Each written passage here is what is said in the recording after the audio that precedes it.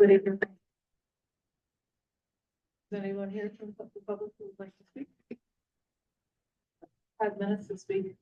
Good evening, Planning Commission, the Land Use Code Working Group, Ron Spalding, 1326 Colorado Way, Lafayette, Colorado. This is very exciting for this group to get together and finally put some meat on the bones and get the code in the future adopted. And this is a great opportunity. Looking forward to tonight's meeting and as a progressive first meeting initially. I just had a couple general observations from the thing that went out, all positive. Just a couple comments. It's going to be interesting to see the form-based districts as they develop. There's going to be 3 of them, I guess, or maybe there'll be more. But really looking forward to see what happens with that. Just as someone who's been living here quite a while, I was really amazed. I didn't realize that we're calling missing middle housing. That 64% of the housing now is single family and all. I mean, I ride around a lot and all. I live in a PUD, Cold Creek Village. So we have the townhouses, single homes, duplexes, and patio villas for us old people. But yeah, I mean, really support enlarging that. And not that everything has a PUD, but that seems to be the thing with all the new developments. Erie, Westerly, you see what they're doing with single, it's to bring in a range of homes for people, right? Well, they start off 500,000 to 1.5 million. But I'm saying with the different models and the types, hopefully you get the young people in and it's not a single family home and going into an apartment complex. I mean, that was an eye opener for me on that. And then when you'll be discussing the neighborhood serving commercial, option 4 you'll be looking at, maybe find out tonight. I'm just curious the difference between the neighborhood business district and neighborhood mixed use center. I know it says scale. Don't know exactly what that means, but that'll be fettered out during the conversation and all. So, you know, what that scale is, that's a very interesting concept.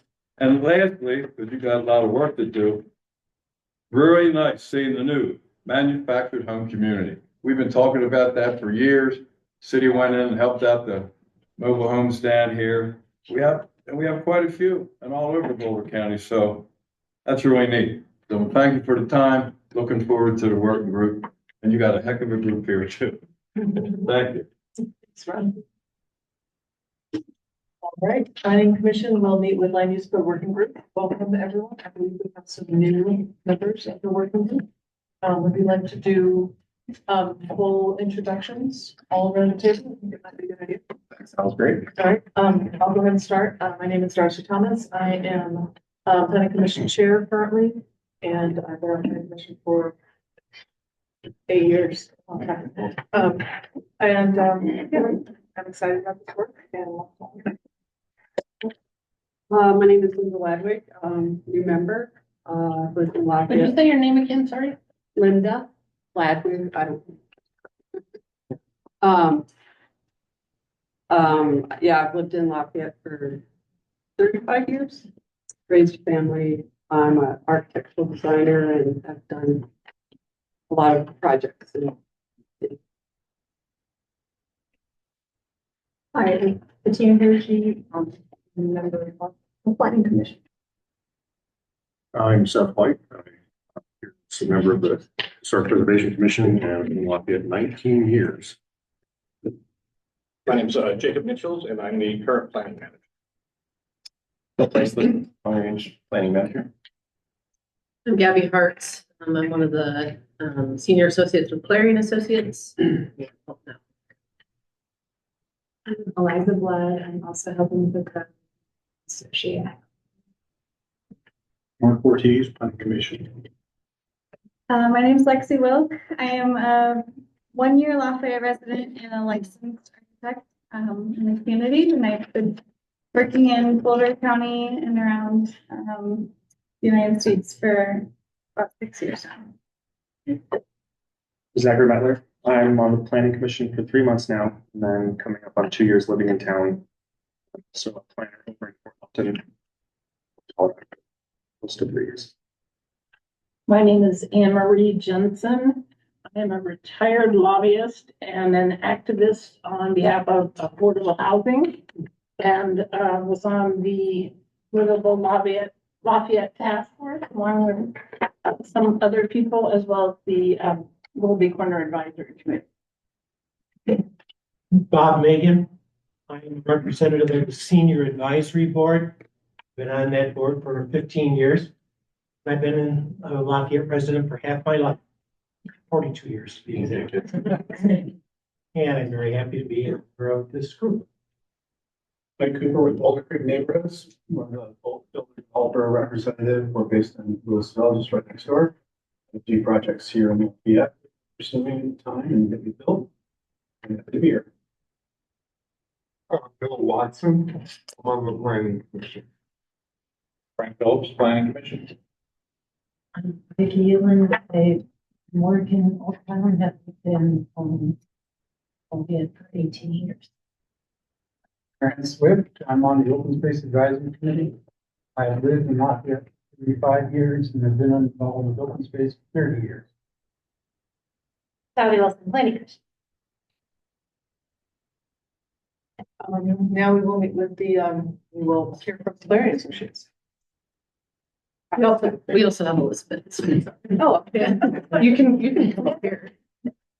I do want to say, as a person who's losing their hearing, it's hard to hear, so if you could speak up, that would be helpful. Yeah, well, we're Thanks for excited. saying that. I thought so too. I cranked up my hearing aid, but I'm not sure everyone has that capability.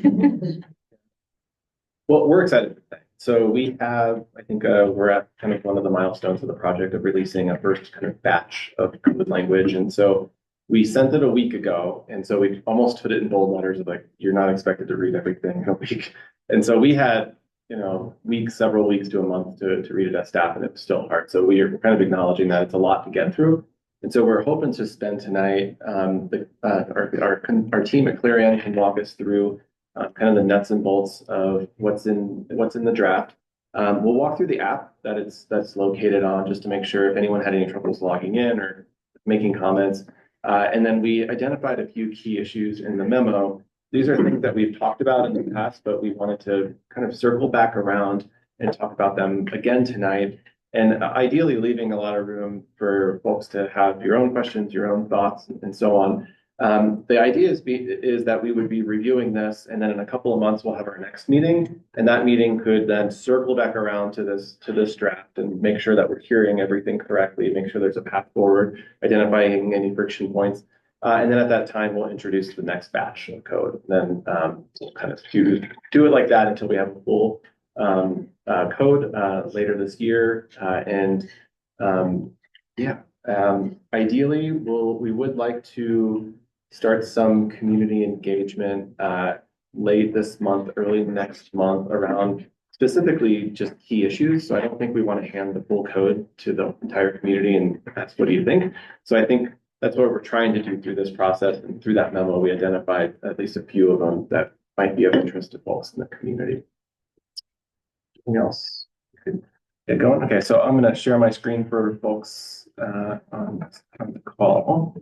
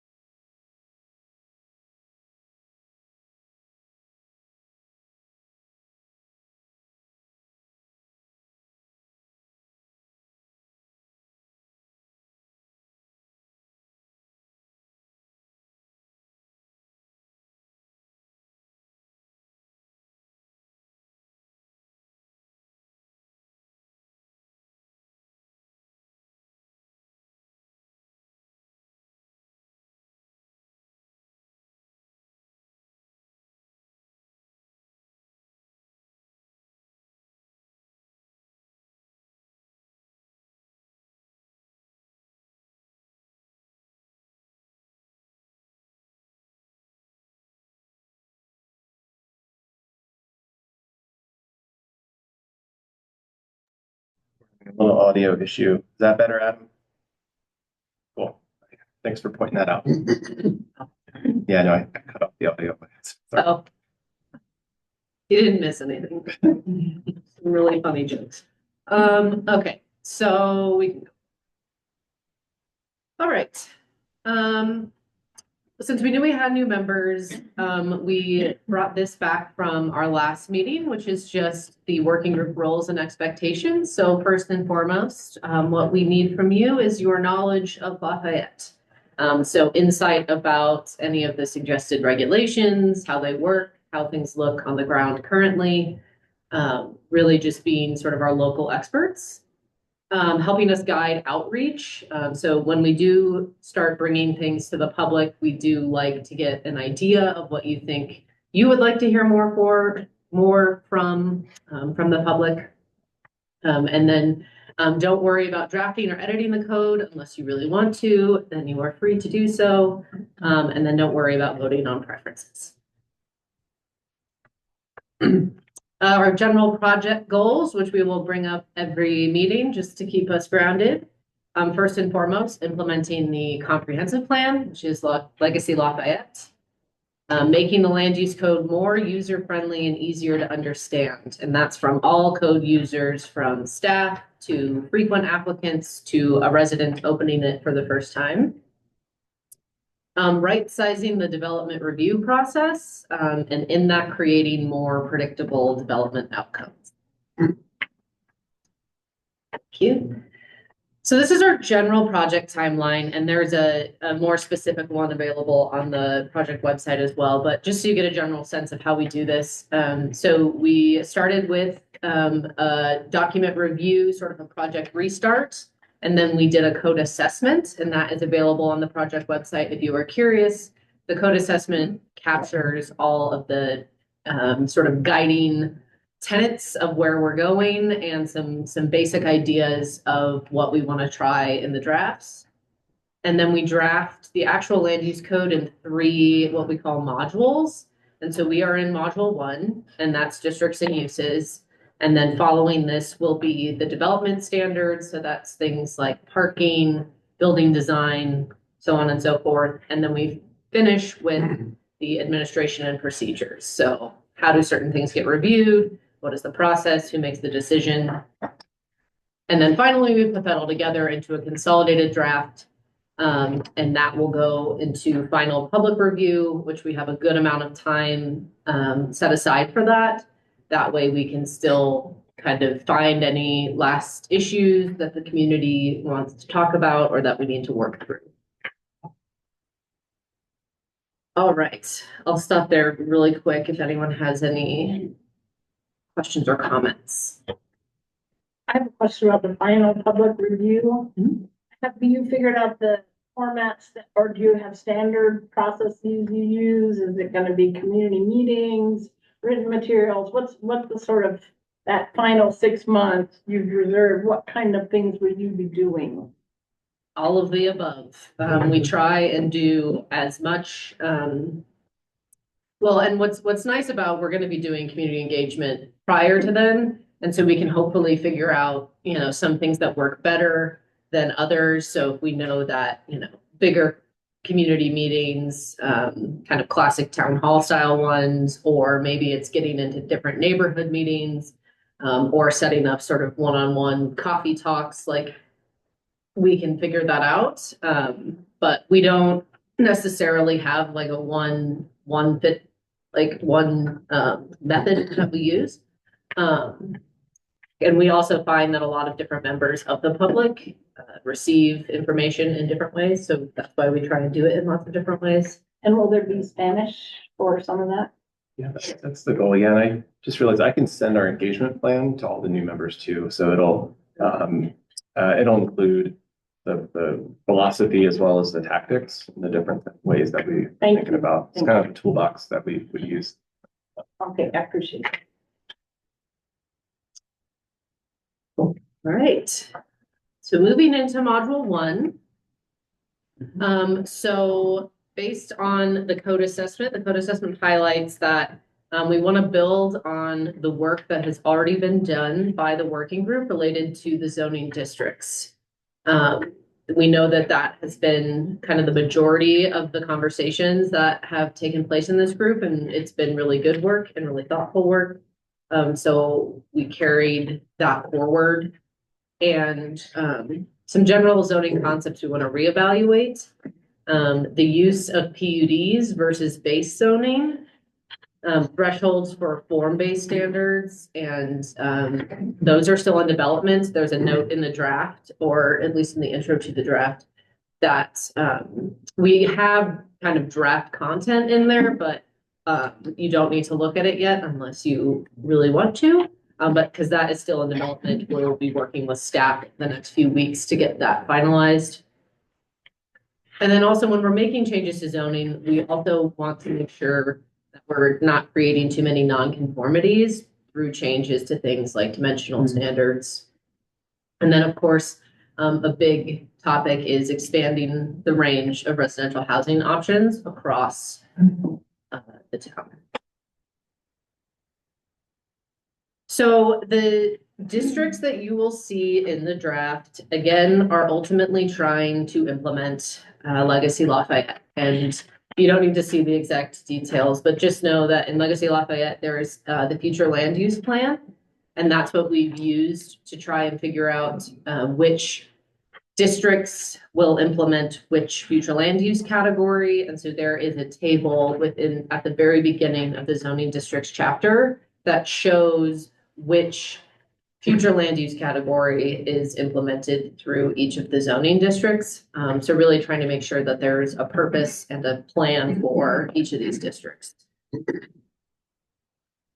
Again, kind of hard to see, but there is at the beginning, a table that shows the current zoning districts. So what will be the former zoning districts, but what you have on the ground now, and what those are converting into. So you'll see that some have been combined, some are new. And for example, the M1 industrial that is there currently will be split into 3 different types of industrial, because right now that district covers a lot of different types of development and types of land that don't necessarily benefit from all having the same standards. So this is kind of the menu that we're working with. And though we can change this throughout the process, we really do try and solidify this list as soon as possible. So if as you're looking at it, you see, any major red flags about what we've suggested, finding those earlier than later is great, but you will still have the opportunity to comment on those throughout the entirety of the meeting. Alright. So is it presumed that in the M1 industrial, there would not ever be any residential because that's not listed there, or is that optional, or what is the thinking? I think that, I think the M1 would be the thing that's probably closest to the Eclectiflex typology in the comprehensive plan, which really talks about activating spaces and having housing either mixed use, but also as any standalone housing as a transition to adjacent neighborhoods. The light industrial would be something more akin to like Horizon, like the STEM Ciders area. And then that general industrial would be like what you would typically think of processing facility, like heavier industrial than the others. That's the concept of tiers. Similar to the concept of tiers with the center and corridor districts as well, kind of a regional, commercial, and neighborhood center. Bill, can I jump in? Yeah. Just for the group, so looking at his planning jargon here, and we try to go mostly plain English language, but anytime you see mixed use out there, it means residential plus something else. So probably because it's shorter than saying, hey, we're going to have some industrial and allow a little bit of residential mixed in here. So shorten it up to mixed use. I'm familiar with that term, but what I was not sure about was whether the M2 and M3, I should have made my comment more clear, would ever allow residential or just the M1. we can have a discussion about that. At this point, I think it was mainly focused on the M1. A lot of the M2 and 3, when you kind of start looking at the zoning map, which they're they're pretty far away from amenities and things that a neighborhood and residences might need access easily. So it's something that we can kind of keep in mind, maybe concurrently with the mapping exercise. Could we put a pin in that? And the reason I say that is there are neighborhoods that are not accessible to grocery stores or parks where everybody has to get in their car to go somewhere. And the problem I see with that is that in the light industrial, maybe you wouldn't want to be in heavy industrial, you know, with residential, but there's lots of people who live there or work there and work really long hours who would benefit from an apartment nearby where they didn't have to get in their car. And I just don't think we should foreclose that as an option. You know, it should, I mean, not that you necessarily want it, but it would be an option that I think should be considered. Yeah, so with the new state regulations and the high density transit oriented development, do you see that fitting into one of these categories, or should we have a separate zoning category for that? That's a can of worms. I don't know how we'll even deal with that yet. We can give you all the quick snapshot is we'll be talking to council on March 5th, give them a general update of this, but we're calculating a number based on that we'll have to meet in terms of a housing number for that legislation. It designates certain transit corridors as our transit areas. That includes South Boulder Road to 120th, kind of look back. And so the only near-term thing we have to do is to calculate that number. And then we have until the end of, I think, 2027 to actually do the work and determine how best to do that. And in that meantime, who knows, there could be city lawsuits, not necessarily from us, but from other places. There could be changes to legislation. But I think we have time to figure that out. But if we had to do that, I would imagine some of the restrictions like height and some other things might have to be changed. And I was wondering whether you wanted to go ahead and create a placeholder for that now, so you had to implement it, then you had something instead of. I think one of the things that the state's that DOLA is looking at is the ability to place an overlay district on top of the transit-oriented corridor areas, and they're trying to figure out how community could draft that, and the guidelines are within the legislation. If that is something that the city wants to do down the road, it's not that hard to put it into the code once the base districts are in place. And I think that's a fallback that a number of the front range communities are thinking about. Let's wait until what Phil described, the game plays itself out, and then we know what to do. So I think that you're probably just about 2 steps ahead where they are, and that's something that could happen without a lot of agony from a drafting perspective. I can't speak to the agony from. So I'm sorry, who are you? Elizabeth Garvin, I'm the project manager, but I got here late, so I'm the audience right now. Any other comments? Move on.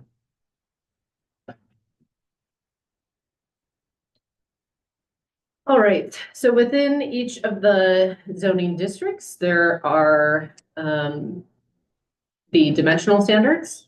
And so we have updated those to be clear about the variation in building types allowed in each district and how things like the minimum lot area for townhomes are different than single household detached, so that you can allow for them to have no setback in between the sides of them, and similar increased lot coverage. We've increased lot coverage in certain places to prevent overly limiting infill development and opportunities.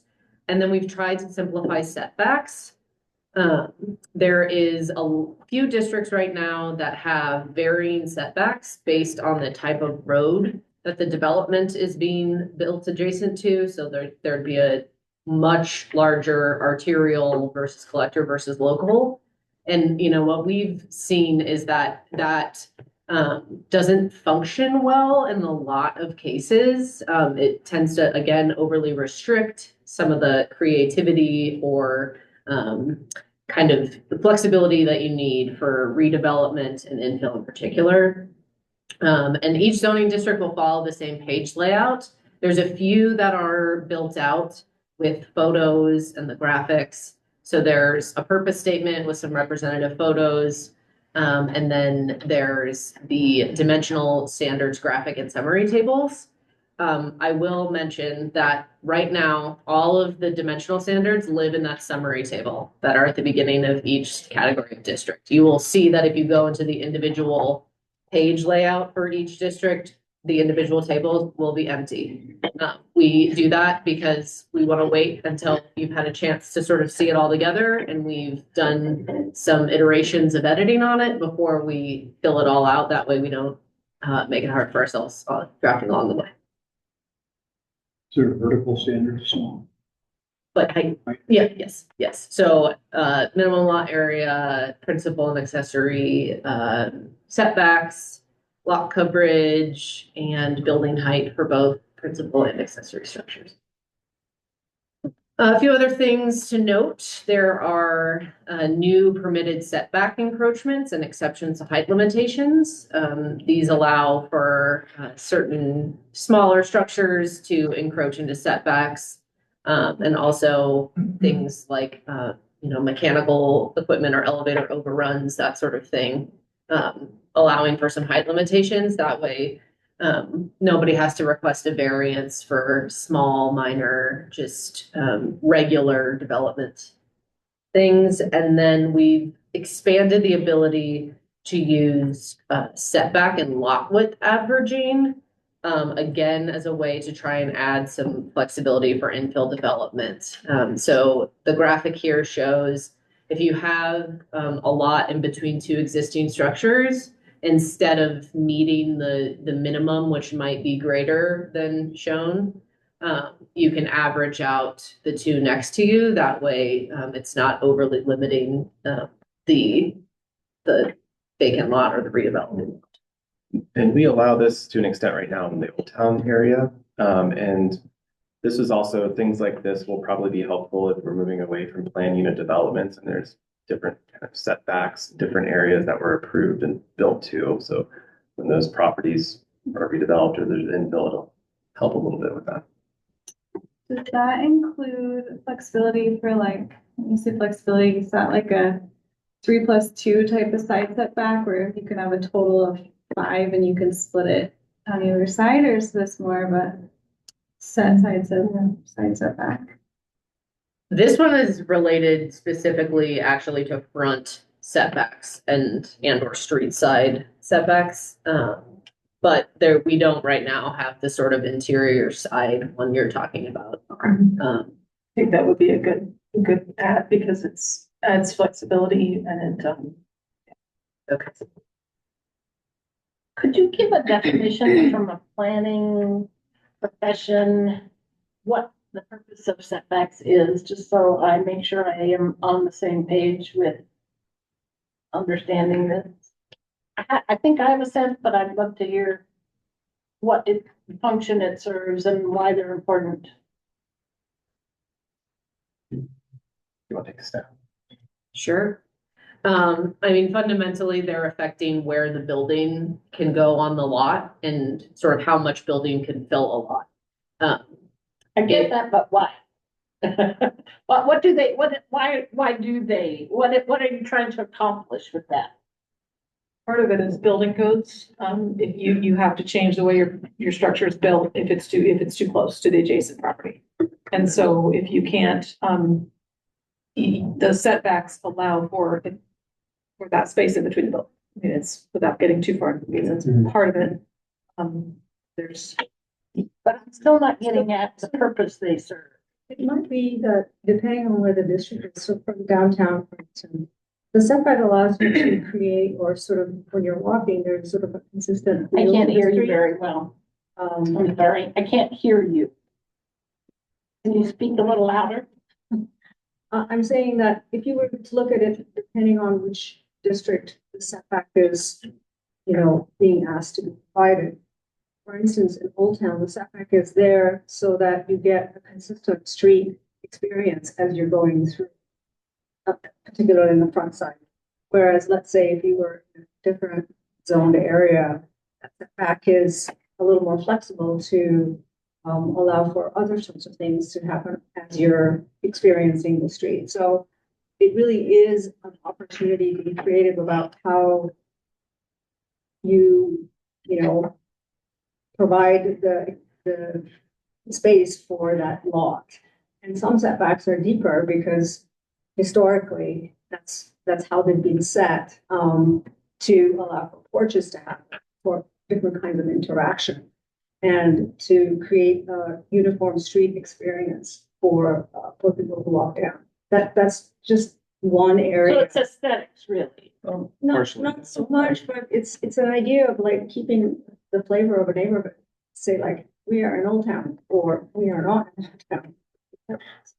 Yeah, I think you did a great job of like, there's the context piece of like in Old Town, you might have a 0-foot setback in some places, whereas you get to more suburban rural areas, the houses are set back further. Maybe there's some privacy, considerations that you want to have in those contexts.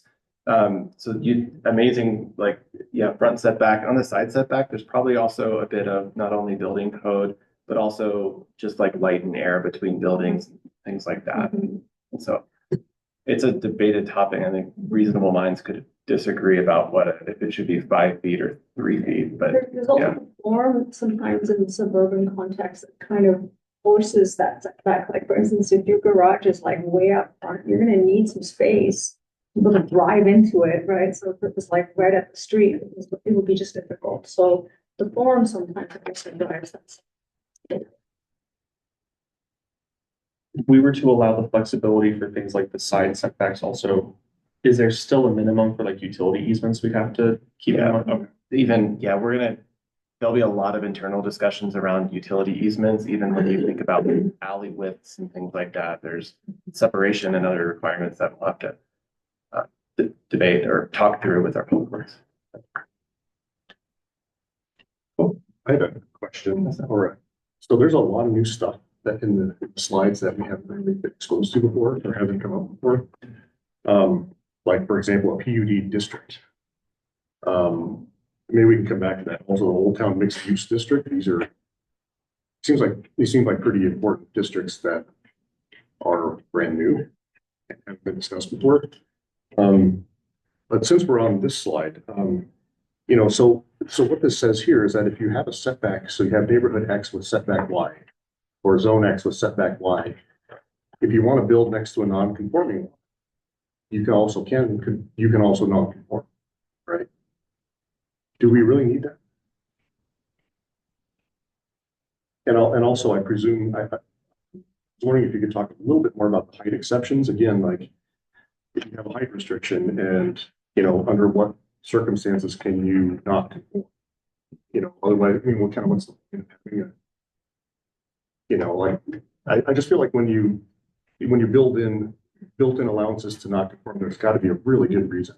Do we need these things? These two things, in particular, the height and the setback encroachments, are those necessary? Yeah, while Kathy's looking at the height thing, I could maybe you mentioned a couple of things up front around PUDs and the Old Town mixed use. So the Old Town mixed use, we just used the comp plan name, but previously when we discussed it as a group, it was the Old Town Main Streets district that we were talking about, but we just changed the name. There was nothing just like that changed in terms of the approach to that area. The plan unit development, which I think was maybe on here. So our goal was to move away again from plan unit developments to a straight zone. We did decide to start having some discussions around whether or not having a plan unit development process in place to be used on a very limited basis makes sense. So like if it was an affordable housing project, if they provided certain community benefits, then they may be eligible to do a plan unit development. So something like Willoughby comes that doesn't necessarily meet all the code parameters, but it's very much a community sort of supported project. there would be at least that avenue, but it would be used very sparingly. That was the initial idea that we wanted to explore. I mean, to me, I think that the PUD district, you know, you can't have, you know, there's always the letter of the law and the spirit of the law, right? And the idea of a PUD district in and of itself is not necessarily a bad thing, but, you know, one of the keys of the PUD language as it exists now is there has to be community benefit. There has to be, you know, there are certain list of criteria that the planning commission has to say, okay, before we approve this PUD, you've got to meet these things. Those, and the idea is it provides some kind of community benefit. You know, if you want to not follow the zoning code, well, what are we getting in return? It's kind of the key idea in my head. And that's got to be really well laid out, because in my opinion, you know, the PUD process over the years has been, oh, I don't feel like that. Well, we'll do a PUD. And it really, those criteria that they're supposed to meet are often fairly thin. So we have really strong criteria up front, like this sort of district, we're only going to consider in limited use, and that limited use is A, B, and C. You know, you've got to show us A, B, and C before we put that on. And then the second thing in the Old Town mixed use, you know, if that's a change in name only from what we had discussed before, is it just a change in name only? Yeah. So we said main streets initially because there's kind of the three main streets. Right. And in this case, I think we just went with the comp plan typology name to, but the district hasn't been really developed at all because we're still, that's one of the 4 base districts. I would just say when you change it from the Main Streets district and you call it now Old Town mixed use, that means Old Town mixed use. Mm-hmm. Mixed use is a certain paradigm that doesn't always fit Old Town. Like, for example, you can argue whether or not this is Old Town, but it's an example of the kind of development that the thing formerly known as city center around us right now. If that's, I mean, in my mind, that the mixed use developments we've seen going in Old Town are that, some on baseline. I think that if that's going to be in the name, we really have to talk about what mixed use means and how we go forward with that. Because in my view, not all of them really fit. Yeah, that have been built so far. In this case, not only the name, but when we actually get into the details, the comp plan will really be the starting point as it relates to uses and building height and all of those types of important pieces. So, yeah, I'm looking forward to that discussion. Hey, Vicki. Thank you. To piggyback on what Seth said, when we first started these discussions, there was the talk of the borough districts and them not applying to this. So is this now going to take over borough districts? Yeah, so this will be this underlying zoning, and the LoRa uses that are in place right now will be substituted with the use table that's included in this. It'll be overridden by the use table in this. Okay, so in essence, there won't be borough districts there. Yep.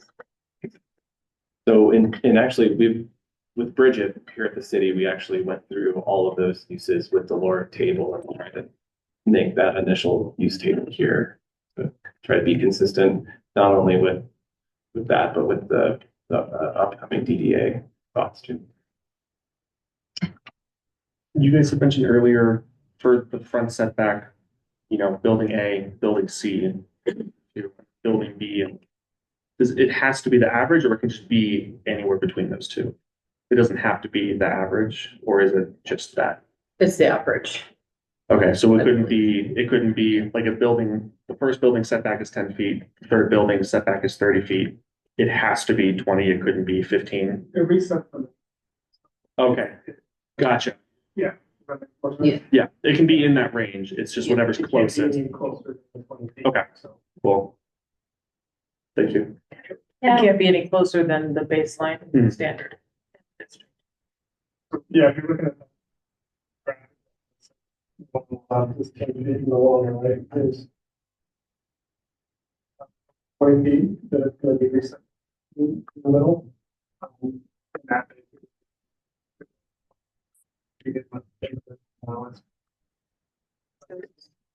So it could exceed the base. yeah, question about It exists now. So, it's not new.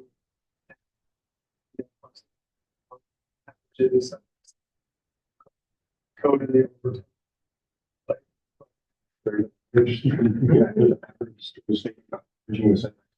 Yeah.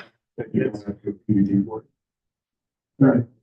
They have something similar in Denver, but it's more restricted, it doesn't pull it way back.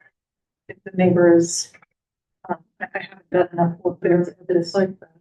It is the average of the two. No, it's It's, not. it's, I did it's, see it's, one in Colorado Boulevard.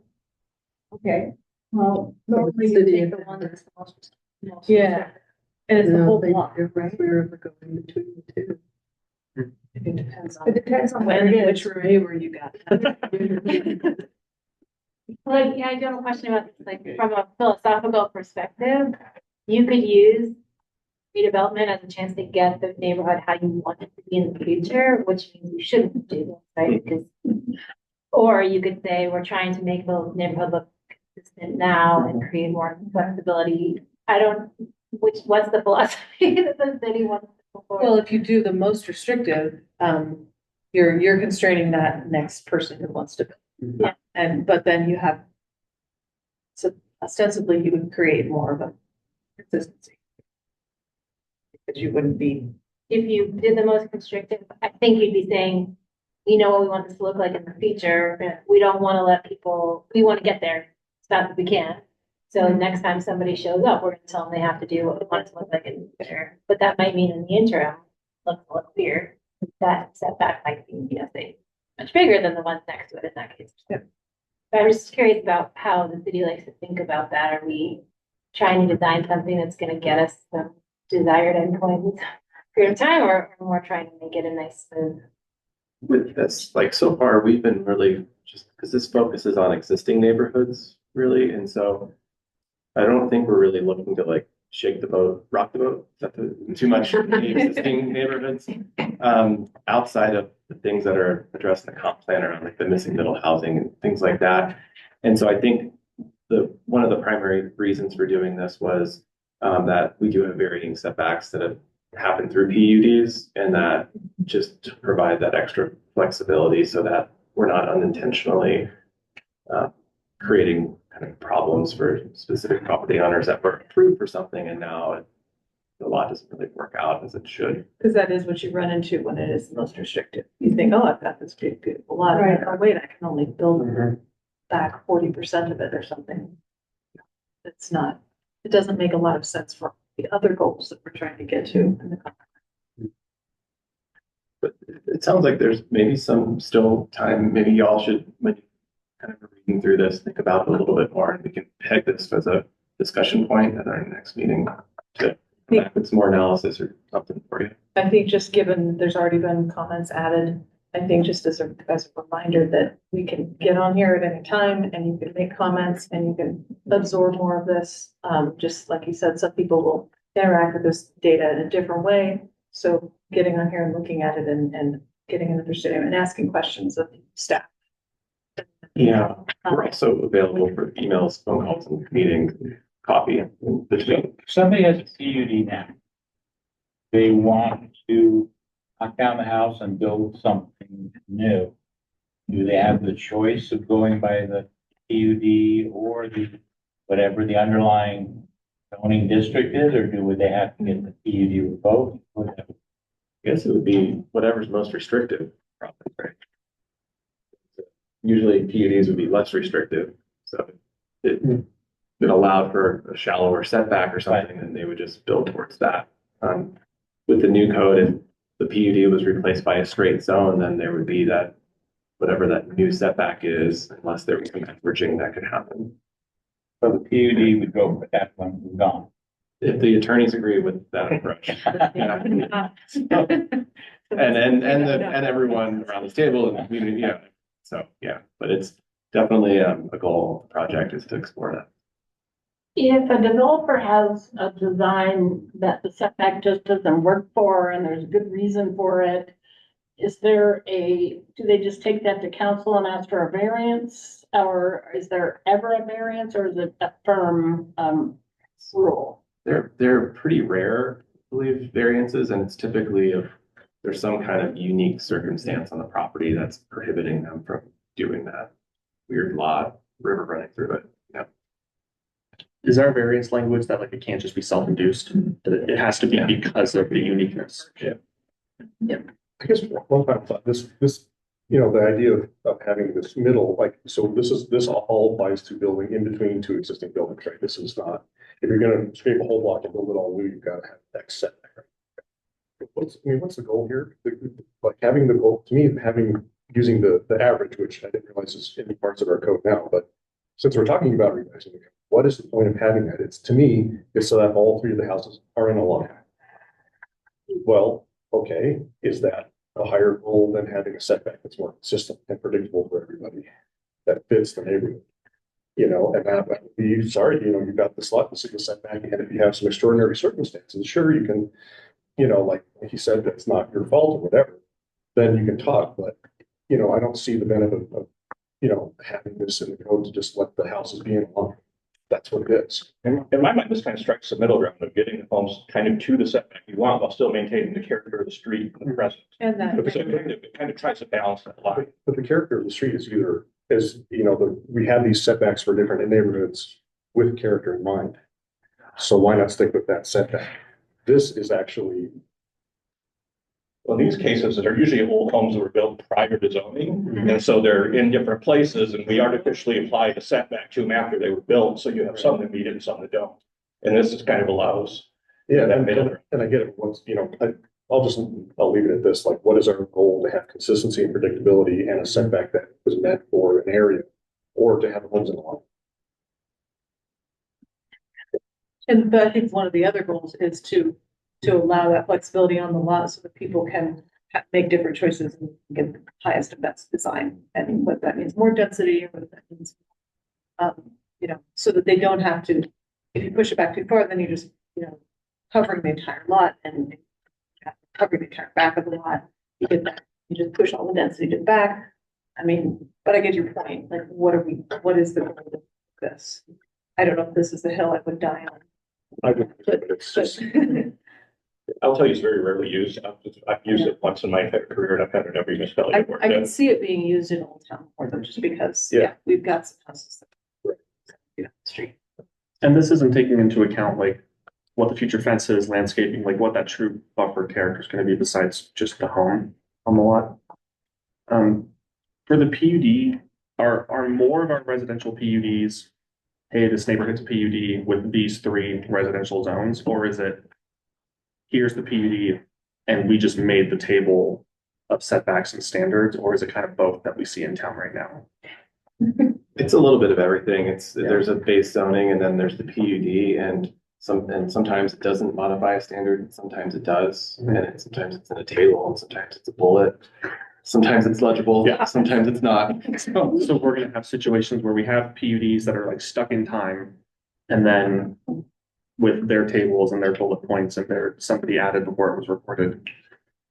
And then if we have the PUD that has the zone districts, are the zone districts in that PUD gonna get updated when these zones change? Well, that'll be a big question. We'll have to just figure out the mechanics of it. Just curious. So, I don't know how it'll happen quite yet. So Gabby, I was wondering if you could talk a little bit about the height exceptions, like what zones are we talking about and what circumstances are we talking? Could we start with an explanation of how height is calculated? Sure. Sure, because that's always a. Well, this is something that we have heard from staff about that we didn't explore in this particular draft, but about how to handle measuring building height from like adjusted grade. Let me find. I think we had some of those conversations around some of the natural versus built up with the roof. So right now, the definition is the vertical distance between the mean finished grade, between the lowest and highest grades along the foundation, and the highest point of the roof or facade. I would strongly suggest it be from the property line. But I'm curious what other. Taking the grade from. Grade at the property line, because that otherwise, I'm gonna dump a bunch of dirt here and there's my foundation. So And also in Old Town, I mean, the lots tend to slope. Yeah. We've got some really tall houses based on that grade. So that's how it's measured. And then the height exceptions that we were referring to, there are 3 of them at the moment. One is chimneys, stacks, vents, elevator bulkheads, solar panels, kind of architectural things, domes, towers, spires, similar mechanical and non-habitable structural appurtenances. That is allowed at the moment 10 feet above the principal maximum height. And then emergency sirens and similar devices, just allowing for that. And then parapet walls, safety railings, and screening walls can go up to 4 feet extra. So it's really focused on, and we can change those numbers. Those are, again, these are not set in stone, but it's from our experience, those are the types of things that, you know, don't necessarily impact either aesthetically or kind of scale mass wise buildings. And you do need a little bit more height for those types of things. It's not, the height restriction doesn't work for me. I'd like to build a higher building. It's these other little things Yes. that get in the weeds. Okay. Yes. I think with the parapet though, that one is gonna be, you're gonna have people just, oh, I'm gonna put a flat roof and I'm gonna put my plate height right at the height of the, it'll be right where it needs to be, and then I'll add my 4 feet on top of that. But there may be other restrictions in the form base that will make, you know, that, full plane of that. And that's, I guess that's clarifying that, with that. And there's still a roof height. There is a number for a roof height. Right. Whether the roof is this or that or whatever. Yeah. And that's to ridge, to. I thought it was to mid. I thought it was Yeah, midpoint. midpoint. I think it's currently midpoint. Midpoint per cable. It is. So was that going to change to the peak? Because it's finished grade to midpoint right now. Is it going to change to the peak? Yeah. Yeah. So that's still an open. Yeah. This height calculated differently for accessory buildings versus primary structures. It's not the same height. Not calculated different, but different heights. Yeah. We're moving on. This is great. This is why kind of we're here. I was gonna say, we're jumping into the weeds on a lot of things. Would you? No, I think We need to discuss it differently. if it's easier, I mean, I don't know what y'all prefer, but then having to go back, 10 minutes later. Yeah, if you have questions.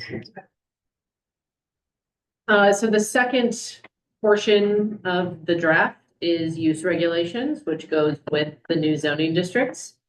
So our goals here were to look at the current uses and where those uses are allowed. And currently there is an overuse of the special use review process in the use table. And so in order to balance those things, we've added new, what are called use specific standards, and I'll explain those in a second, to allow for more by right uses that do not require a special use review, but that do have some specific standards that the development would need to meet. And then really reserving that special use review process for types of uses that might have potential impact. And then also an important thing here was making sure that all of the uses have a clear definition, and also creating a process for staff to interpret unlisted uses. I'm not sure if this fits here or somewhere else, but we are in line to have to do the expedited use review under Item 123. And I looking at that list, that looks like it's going to streamline things quite a bit and should make things faster because we have fewer special use review hearings. In all of this, is there going to be a sort of Proposition 123 impact? Is that isolated to just all housing? Or will it just be affordable? I don't remember what the rules are under Prop 123, whether it's just affordable housing or if it's all housing has to have an expedited review. Yeah, so, yeah, affordable, yeah. So if council wants to do the next Prop 123 window, then we have scoped with this project, a sub-consultant with Root Policy Research, who wrote our housing plan, to specifically do the expedited review. So if we wanted to opt into this program through the state to be eligible for affordable housing funds, we would need to do a few things. One of those is review site plans and certain applications for affordable housing within 90 days. So that's one of them. And we've written that as a separate, like, unique process in places to align with that before, rather than trying to fit it into, The overall. Right. Yeah. Can we have that as an item to talk about at some point? We'll definitely be diving into that. That'll probably be more towards the module 3, the procedures. Yeah. So down the road. All right, so the main event of the use standards is the use table. If you have not looked at the current use table, it functions the same. It's just been reorganized. It follows the general structure of moving through residential uses, public and civic uses, commercial uses, industrial, and then accessory and temporary. And then within each of those, there's subcategories. So really just trying to make it clearer and organize it in hopefully an easier to use way. So when you're looking at the table, the left-hand column will list all of the different defined businesses, types of dwellings. And then the middle portion will tell you whether it is allowed by right, which would be a P. If a special use review is required, which is an S, and then if it's a blank cell, it's prohibited. And you will see that for the majority of the drafting, not until the very, very end, we will keep the current zoning districts as a reference and then the proposed district, just especially because we get a lot of questions of, is my business still going to be allowed? Is my home, that sort of thing. So hopefully that helps. You look at a current district and see, and then within that draft footnotes will also indicate if we've adjusted allowances. So if something used to need a special use review and we made it permitted, we noted that. And then that final column, which is hyperlinked, so you should be able to click on the numbers and it will take you down, goes to those use specific standards. So if there's numbers in that column, that means that that use has some sort of specific standards that it has to meet. So in addition to the use table, again, use specific standards. So those try and get at impacts related to proximity. So oftentimes certain commercial uses, if it's within a certain distance of residential, it either has to have certain operating hours or can't be greater than a certain size. Just general compatibility and safety concerns, environmental. A lot of the industrial uses will have use specific standards related to environmental impacts.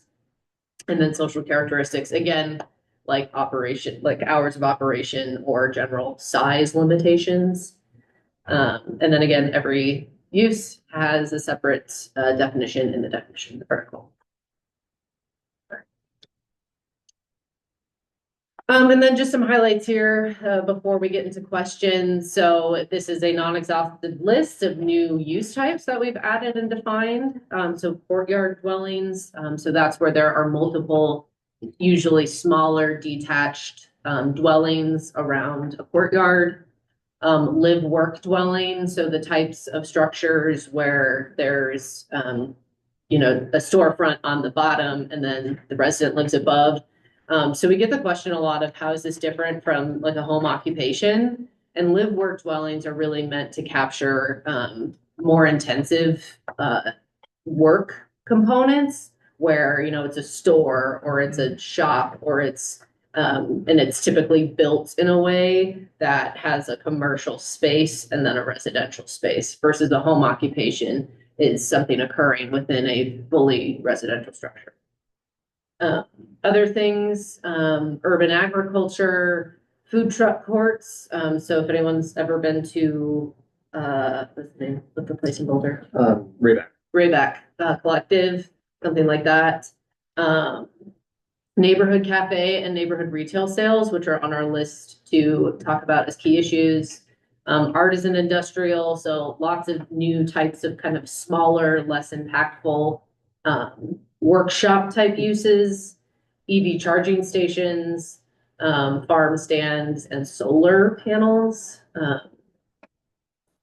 And then some examples of use specific standards, extra screening requirements, as well as the other two things that I've mentioned. And then something to point out is that the ADU standards are being updated outside of this draft. And so once those get to a good spot, or once those are approved, we will get them into the draft. Yeah, so we'll update ADUs to address the state law that takes effect in a few months. That's not to say that through this process, we can't talk about further tweaks like the size of them, things like that. What is the state law? The state law says a few things. We're in compliance with a lot of it. The two big things that we won't be able to do with our regulations is require a parking space. So that no longer will be in the code and some of the design standards that are very specific. Are we part of a metro planning organization?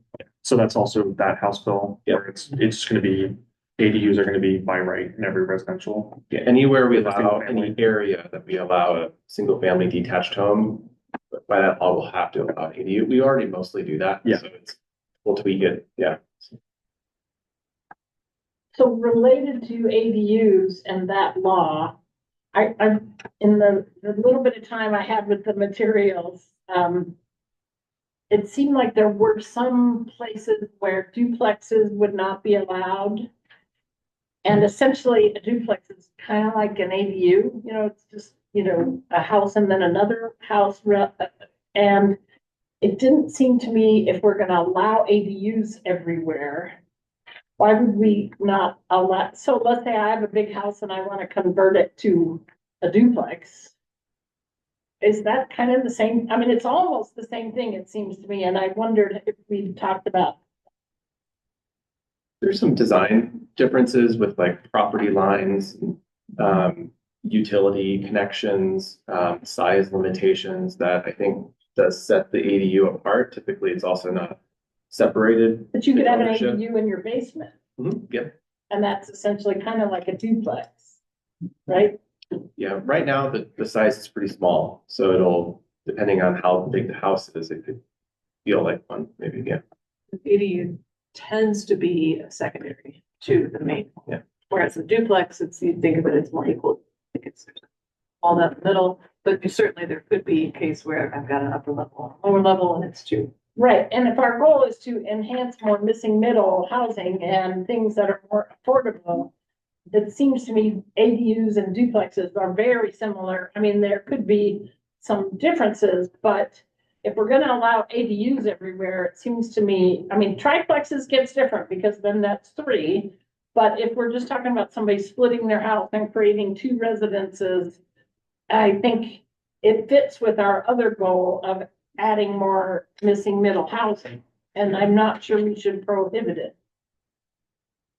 Yeah, I think we'll have that on the agenda in a second too. I think Vicky, did you have anything else? I'm wondering if tiny homes fit in any But we are addressing it. It's not in here. I think it's definitely going to be considered. Would that be a special use, like another special use category? Or would it be a PD district?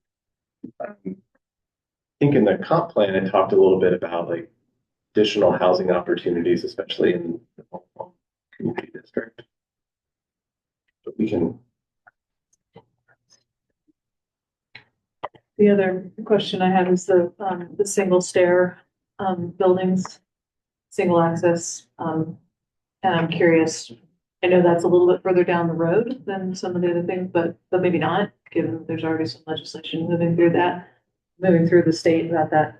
I don't know, we go from, to your point, duplexes to multi-household and the single point access buildings. What I really like about the idea, especially for Lafayette, is because you can scale them. You can still have a multifamily. They can be smaller units, they can be more attainable, it could be apartments, it could be whatever, but I think finding a place for them to fit in here, because you can scale them so well, whenever that becomes. Yeah. So I don't know where that fits. Yeah, we'll see what happens. To follow up, right now we have that a tiny house is a type of single household detached dwelling. But we could separately kind of call it out as its own thing, especially if we need to make sure that it needs a foundation, or has other kind of design considerations. That's something we can look at, yeah. And if, I mean, maybe with tiny home villages or something. Yeah. Like we look at that. Yeah, it's not just because you're not gonna put one on a single lot, they're gonna be. And that would be clustered together. a good opportunity too for in the courtyard dwelling. Could be potentially tiny houses on foundations. Yeah, good point. Is this the appropriate slide to kind of talk through this list, or is there gonna be more context or waiting a slide or two? I think this is the last one before the issues, so I think you already kind of mentioned this. Yeah, just an FYI, if you end up for any reason reading the entire definitions, only those in yellow are related to this module. The others are carried forward from the current code and we have not, reviewed or revised yet. But if you happen to know of one that you for sure want to make a comment on, please. Soon. I guess one little point on this, you talked, or on the previous slide, there's a section there talking about mitigating impacts. And obviously I don't know where the line is drawn between like a zoning type ordinance and criminal code, but the noise should be in there. And again, like I said, I don't know what kind of how the zoning code can be used, but it should be considered because there've been a couple fairly contentious, at least in my memory, a couple contentious issues with neighbors. And it's never clear, was the code saying this, or is that a code enforcement thing, or is that the police, or is it this, and there? I mean, just a month ago, some people, as far away as Little Creek Village, were coming to city council and raising hell about the balance empire. So, whatever we can do in the zoning code, sort of doesn't make sense. Yeah, and making sure that in that case, it basically was bait and switch. Planning commission was told, this is gonna be a bounce for kids. That's not what happened. And there was no discussion about a late night use or a party. That's what I was thinking, like with zoning, like we have the noise ordinance that police officers will go out with the noise meter and enforce. But maybe the zoning can set up the conditions to maybe limit those issues from happening in the first place. So like some of those additional standards are like hours of operation, especially if you're maybe adjacent to a neighborhood. Right. Lighting and things like that. Yeah, and I mean, typically we would kind of cross-reference out to the nuisance or the noise ordinance that lives elsewhere in the municipal code. But to your point, we can add that cross-reference and sort of try and get at the other ways of using the land that the zoning can impact. Though sometimes there will be things that zoning unfortunately cannot. Do we think the noise ordinance covers what it needs to cover, given that we're talking about adding more mixed use potentially? Does that need to be revisited? I don't know. It's a good question though. So right now, because I'm still learning a lot of the code here, we don't necessarily have use performance standards for decibels. It's just in the noise nuisance area of the code, the city code. That's correct. Okay. So I think this is a part of what two other people said. Like it might be good if we want to develop the performance standards with decibel, part of like the time, place, manner of, decibel, this decibel level until 7 or 8 p.m. And then after 8 p.m. it drops. I don't know, it's exponential, but after 7 or 8 p.m. it drops 10 or whatever. Just thinking about that. Okay. We can take a look through that noise ordinance and sort of see talk to the police enforcement. So So one more little thing in the back of my head, we've talked about this in previous meetings. I think something that you just said is kind of done, and that's the parking spaces for ADUs. If I understood right, that if you have an ADU, you go and build an ADU in your backyard, you do not have to add a new parking spot for it. right now you do, Right now you do, but the state is saying, like, you don't. unless there's a very specific situation where there's no off-street parking, some other things exist. And so we were gonna put that unique situation that is allowed through the statute in the code amendment. And there was also a corollary where if you build an ADU and like, say, you have a lot, you have a house with no off-street parking, you build an ADU, current code requires you to have 3 off-street parking. Does that take care of that as well? Or would you still have to build the 2 to bring the lot up to code and so forth? Because that was just one of those little things we talked about. I just want, it didn't occur to me. Yeah, I think that's right. The 3 would probably be 2 for the main home and 1 for the ADU, so take away the ADU and it would just be the 2 left, but I don't know how we would deal with the no parking situation. My understanding is we'd have to require that for any accessory building, then we have to treat them the same as accessory buildings, so definitely would be requiring that for any accessory building that was built, which I would have, so that would make sense. And I think the legislation says you can't add any additional parking requirements. Yeah. When you build an ADU, so if we're adding 2 for the main unit, I'm not sure if that is allowed under the new statute. Yeah, there's some details we'll have to sort out. Yeah, just mentions. Yeah. This list of use types, are these all, are we saying that these are all the primary use for a lot, or are some of these accessory to a primary use? Some of them are accessory, so Okay, like EV maybe, charging. yeah, farm stand, ground removed metal solar, those are examples of accessories. And then with live work dwelling, are we treating that as like an accessory commercial unit, or is it more? Yeah, I would love a little more info on what we mean when we say live work dwelling. Yeah, and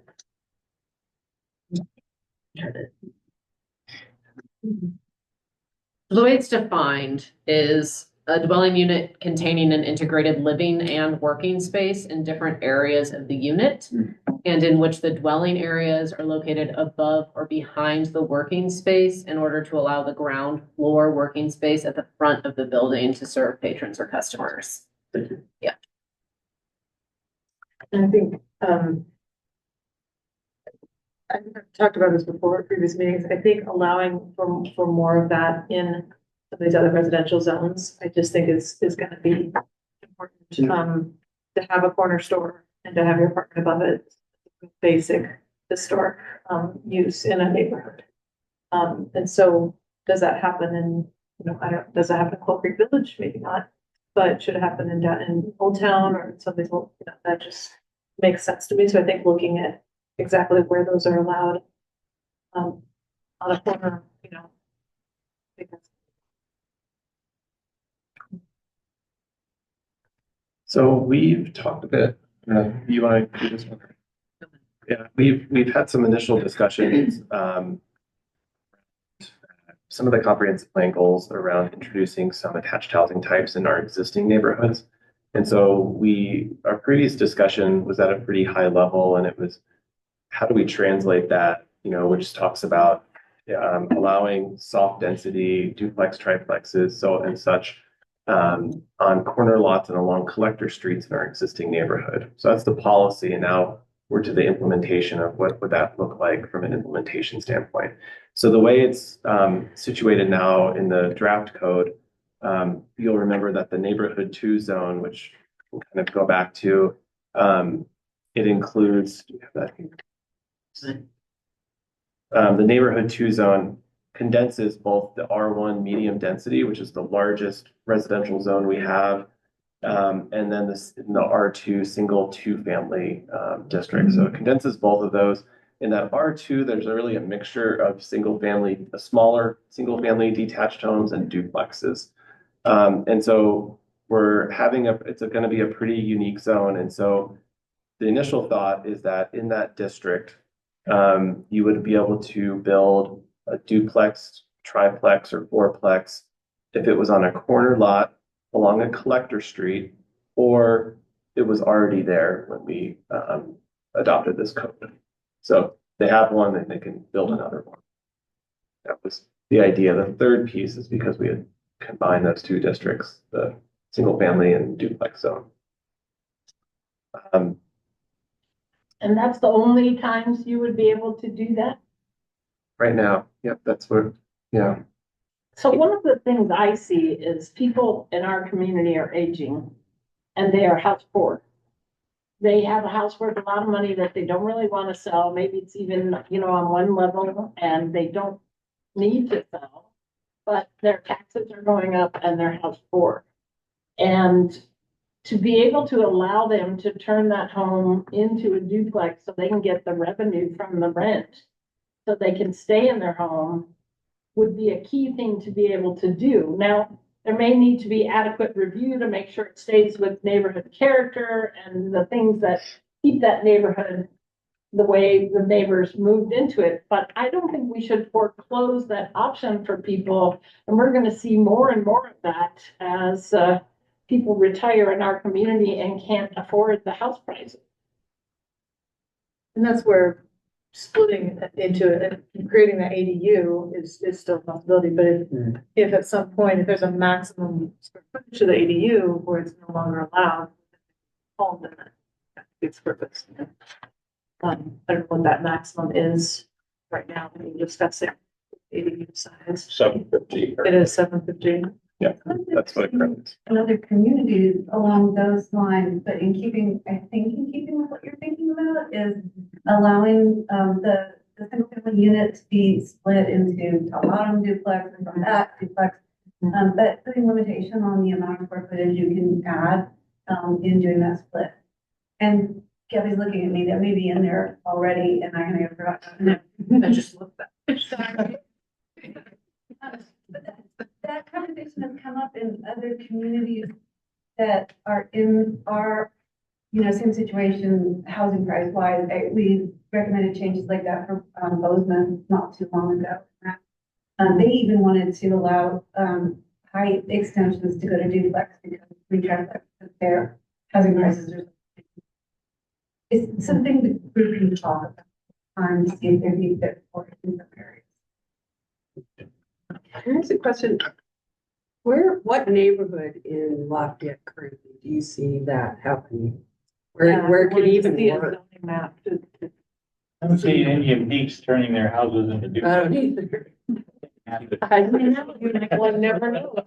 In Old Town, it's so restricted on our fronts that I can't really see it happening there. Yeah. So like where is this gonna? Well, I have a home that has the basement, a finished basement.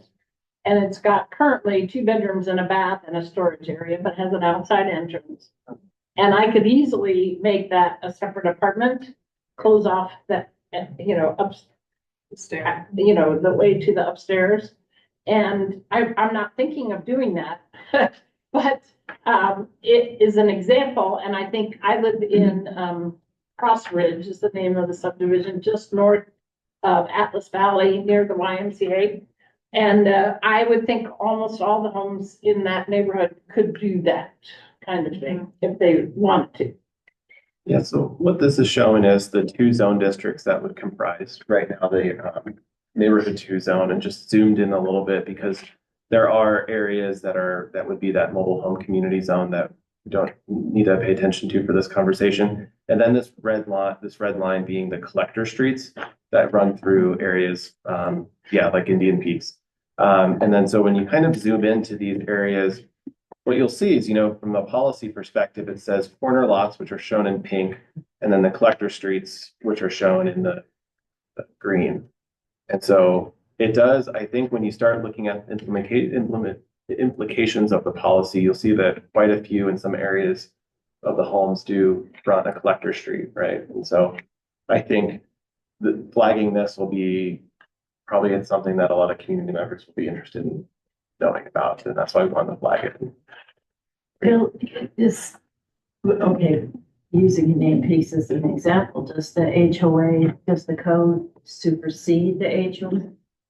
Because I'm thinking, what if we do this and then there's a bunch of HOAs that are just like, nope. there is a law, one of the laws that was passed last year, and I have to go look at the details, but I believe it prohibits any HOA covenants recorded after last summer from prohibiting missing middle types of housing up to fourplexes like this. So I think this would actually override that as well as with the ADUs. It only overrides HOAs that were incorporated after a certain time. Anyone that was incorporated. I think if they record the covenants, that new covenant can't have that.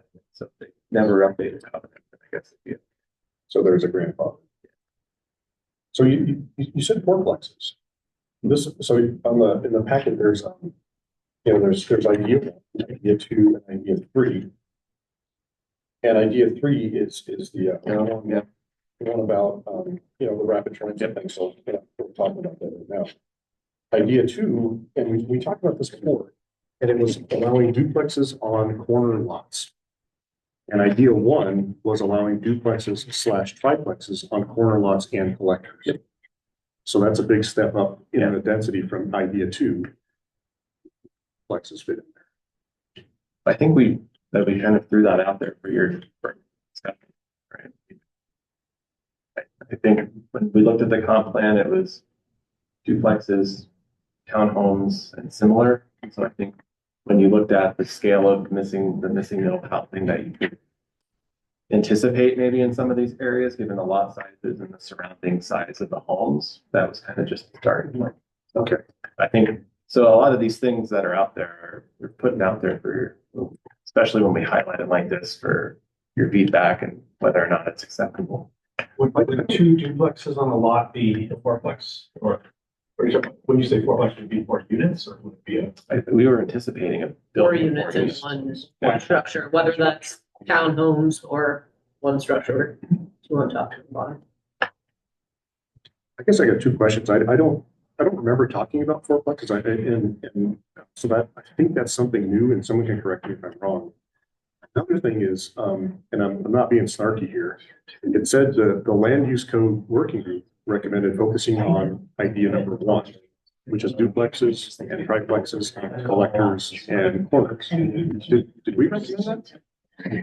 I know we discussed it, but did we come to like a recommendation as a group? I mean, I really don't remember. No, it was a very detailed discussion, and kind of at the end, I kind of summarized it. I think we're leaning towards this idea of 1. So if we don't hear anything different, we're going to go and explore that further. And so there was never any consensus around the topic, though. Okay. Yeah. Okay. So. I just don't remember like saying, yes, we recommend. Yeah. No, there was no consensus. It was, we think it's leaning this way, and so we're gonna take a next step. Could we take the temperature of the room to see if we have a consensus on idea 1 or 2? Yeah. I mean, like, what are there dissenting opinions about moving forward with an idea of this missing middle housing idea that's in the draft code, at least, of duplexes, triplexes, fourplexes on corner lots and collector streets? I think if there wasn't concern, the next step would be actually just doing more analysis and figuring out what that means for housing and impacts. I would like to have duplexes throughout. If ADUs are gonna be allowed throughout, in my mind, duplexes should be allowed throughout. And the other part of that would be to look at size of ADUs. Right, and some size limits, I think, would be reasonable on that, and no additional construction, just, if you keep the same footprint and just divvy it up, I think that should be allowed. Yeah, maybe if you have a separate ADU, a detached ADU, it's got a different constraint than existing 35 heights per house. And then there's a question of, if you do that, is an ADU still allowed on top of that, under the state law? That would be a weird one. It only applies to single family detached. Okay. We're not gonna have octoplexes or. I mean, I think Junior there's a ADUs big like difference California. between duplexes and ADUs. And so would that mean if someone, for instance, scraped their house, could they build a duplex? I mean, it seems like that would be opening a big can. Why? Well, I mean, if you're looking at it from the point of view of someone in Old Town. Well, obviously, like, let's say Indian Peak. Yeah, I mean, nobody's gonna do it's not it. a problem. If you're That's the not whole in thing I Indian keep Peak. asking is, I mean, you're saying we can do all this. What are all those people gonna say when you say, oh, you can do this now? They're gonna go. They're gonna freak out. They already are, like in Louisville, because now they're going, you can't put ADUs in our, Yeah, and I think like. they're this- not happy. I'm glad Seth brought up the making sure that we can all kind of talk about this, because if we go and do outreach, we don't want to go out with a question that this group isn't actually on board with, right? And we'll have a similar talk with council next week. So what is the temperature of this initial idea here? So the overall goal here is to increase the density, correct? Is to create that middle that you're looking for in order to provide an alternative and wide range of home choices for people who aren't certainly able to inherit the other options. Entitlement. Okay, so, I just want to make sure that I understand. The existing, let's just as an example, there is a mansion in Pease that's like 6,000 square feet, which is one garage and a tree, and the owner is now able to divide that as long as the envelope remains the same. So for existing conditions, you can consider, dividing the for affordability or whatever the reasons are. Also the same for new. It's an empty lot. But here we're describing existing conditions and existing neighborhoods, allowing large homes. And new. Well, and that's a way we can ask the community about it is, would you want it to be, because we've seen it where you can have a duplex, but it's limited to you're converting a existing single family structure into a duplex. So that's an option of, sort of asking, you'd be okay with it if, it was just the house next door now has 2 units. It'd be okay if, does the ADU bill include ownership things? Can't remember. You can't. Cannot. You cannot. But the duplex, you've got 2 owners. Yeah. Maybe. No, well, unless you subdivide the lot. Yeah. Because then if the town. Right. Yeah. Duplex So- would be owned by one person. But either way, if we're interested in actually asking and exploring that, we can, sort of what does the community think, how far does the community want to go with it? I think when it comes to outreach, really defining these things and showing examples. Here's an existing house, here's a bunch of existing houses, and here's a developer coming in, scraping and building new. Here's what we're proposing. Are there some of those duplexes on Baseline? Let's see, between 95th and 287, those are duplexes in there, and I think they're very attractive, so they'd be good pictures to include. So Bob's had his hand up. Yeah, I'd like to share, yesterday at the Senior Advisory Board, we talked about idea number 1. And the members live in various parts of Lafayette. In general, idea 1, we're in favor of it because it does produce additional housing. But with the caveats, the questions that came up, what about the collector streets? One question, are the collector streets wide enough to allow higher traffic? Parking for older adults is a concern in driving on collector streets where there is more parking. Can be a hazard. Pedestrians and cars coming out behind parked cars. So the issue of the collector street, are they wide enough to handle the additional traffic? was a question. Another, question, well, one person lived in a neighborhood where there were apartments that only had an entrance on the collector street. And so they were forced, the tenants are forced to park right in front of their home. So if there are additional units, recommendation that there be a back door or a side door to allow access to the off-street parking.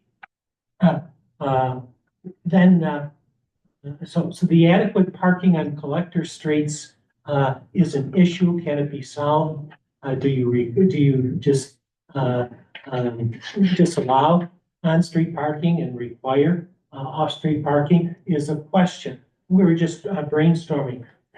Following along the idea with the ADUs, we really want to take a look. We would like the city to take a look at this maximum 750 square foot dwelling for older adults, mobility impaired, people who need a caregiver.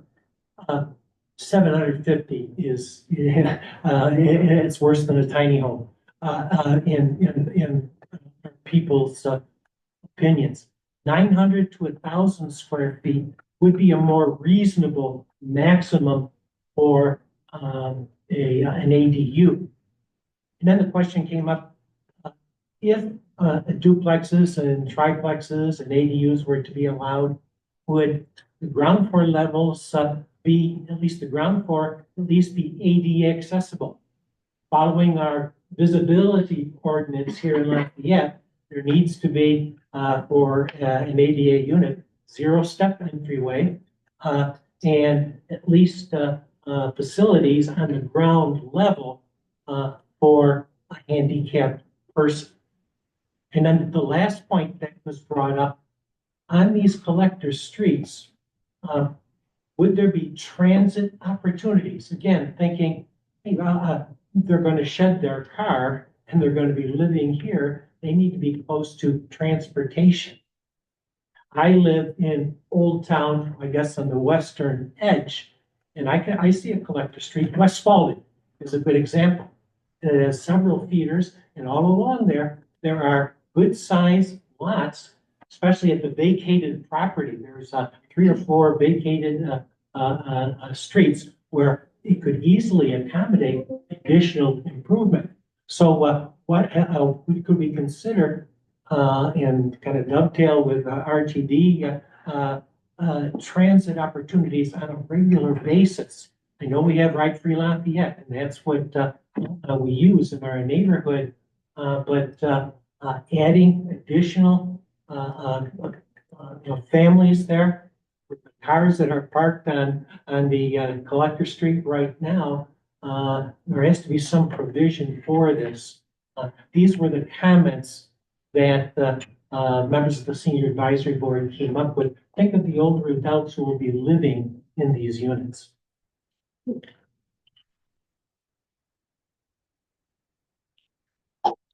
So I guess a couple thoughts, questions. On the ADU side of things, is there any discussion on if we were to make the maximum higher, adding some sort of conditional language around it can't be more than 50 or 75% of the primary unit size, or if it's internal, it can match, obviously, because it's the basement. I don't know if that's. So I know within the slide we said we do ADUs, Yeah. more nitty gritty later. Yeah, the latter part is, I've heard from a few people that it's the 750 square feet is a problem if it's a basement, because that means they have to kind of wall up some space potentially, that just for dead space. And so that's something we'd like to probably explore through this process. And so what I'm hearing is that maybe there's an appetite to start considering some different sizes of the ADUs, and that's maybe something that we could all talk through and maybe do some analysis and bring some options to the next meeting. Where did the original 750 square foot come from? It got out of the air. Did somebody say, okay, this is for a reason that it's this size? It was really probably, Yeah, and probably really thinking hyper locally about Old Town residential, because that was looking at garage footprints and things like that. It was- not overwhelmed with large cabins. Yep. Huge. So if you have an ADU that's 750 square feet, can you dig a basement onto that? And does that basement add? How is that square footage of the basement? I think it's It's defined as finished. yeah. So you can have 750 square feet of finished livable space. It's the basement's unfinished. Then it doesn't. And I think you should allow the basement. That just makes sense.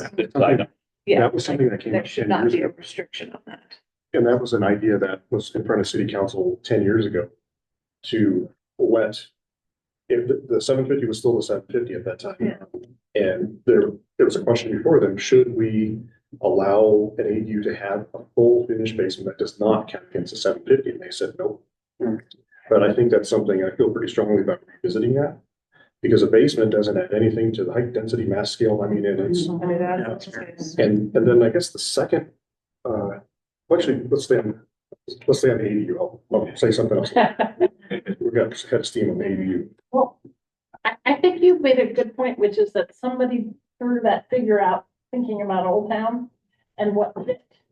But if you're looking at like Blue Heron or something, where there are great big houses and great big lots, that doesn't seem to make much sense at all. And if there's instead a percentage of some kind, that seems like it would make more sense.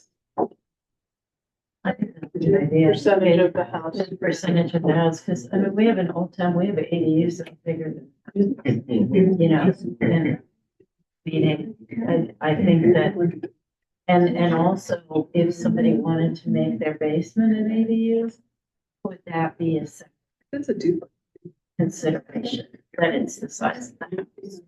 Whatever, like whatever's below ground doesn't count. This conversation is making me, somebody said this already, but just one, understanding the difference between a duplex and an ADU, especially if we expand the size of an ADU. It would be helpful. Are there implications if you allow this, that you would allow subdivision in the future? Is that an implication of allowing triplexes or something on a corner lot? I'm wondering if that's good. I mean, For utilities, I think there'd be some issues, some things we'd have to talk through with our utilities. Right now, we kind of run them off the house without getting too detailed. I know the state wants to encourage more separate ownership, but I'm not sure if the city staff, especially with our utilities, would be completely open to it. So it's something we could explore, but yeah. The state's talking about like a new cap being required for an ADU. Incentivizing separate ownership. Yeah. which would that would be see why, yeah, you're trying to, ownership option. yeah. But that, I mean, tap fees are Right now. extraordinarily hard to. Just a lot. Yeah, so it doesn't really make sense. Yeah. But, okay, so but a duplex and a triplex and a quadplex, if that's on the table, necessarily would not be. So it is necessarily owned by one. It can be, Well, it can be. it can be, so, an example of this is in that dimensional table, you'll see that we have single family or single household detached and duplex as in like one owner, one structure. And then duplexes on individual lots are ones that have been subdivided. And then anything greater than that would either be a multi-unit, 3 or more, or which would be like a triplex, fourplex. And then, townhomes are if it's its own lot. If it's a triplex that each has their own lot, then it's a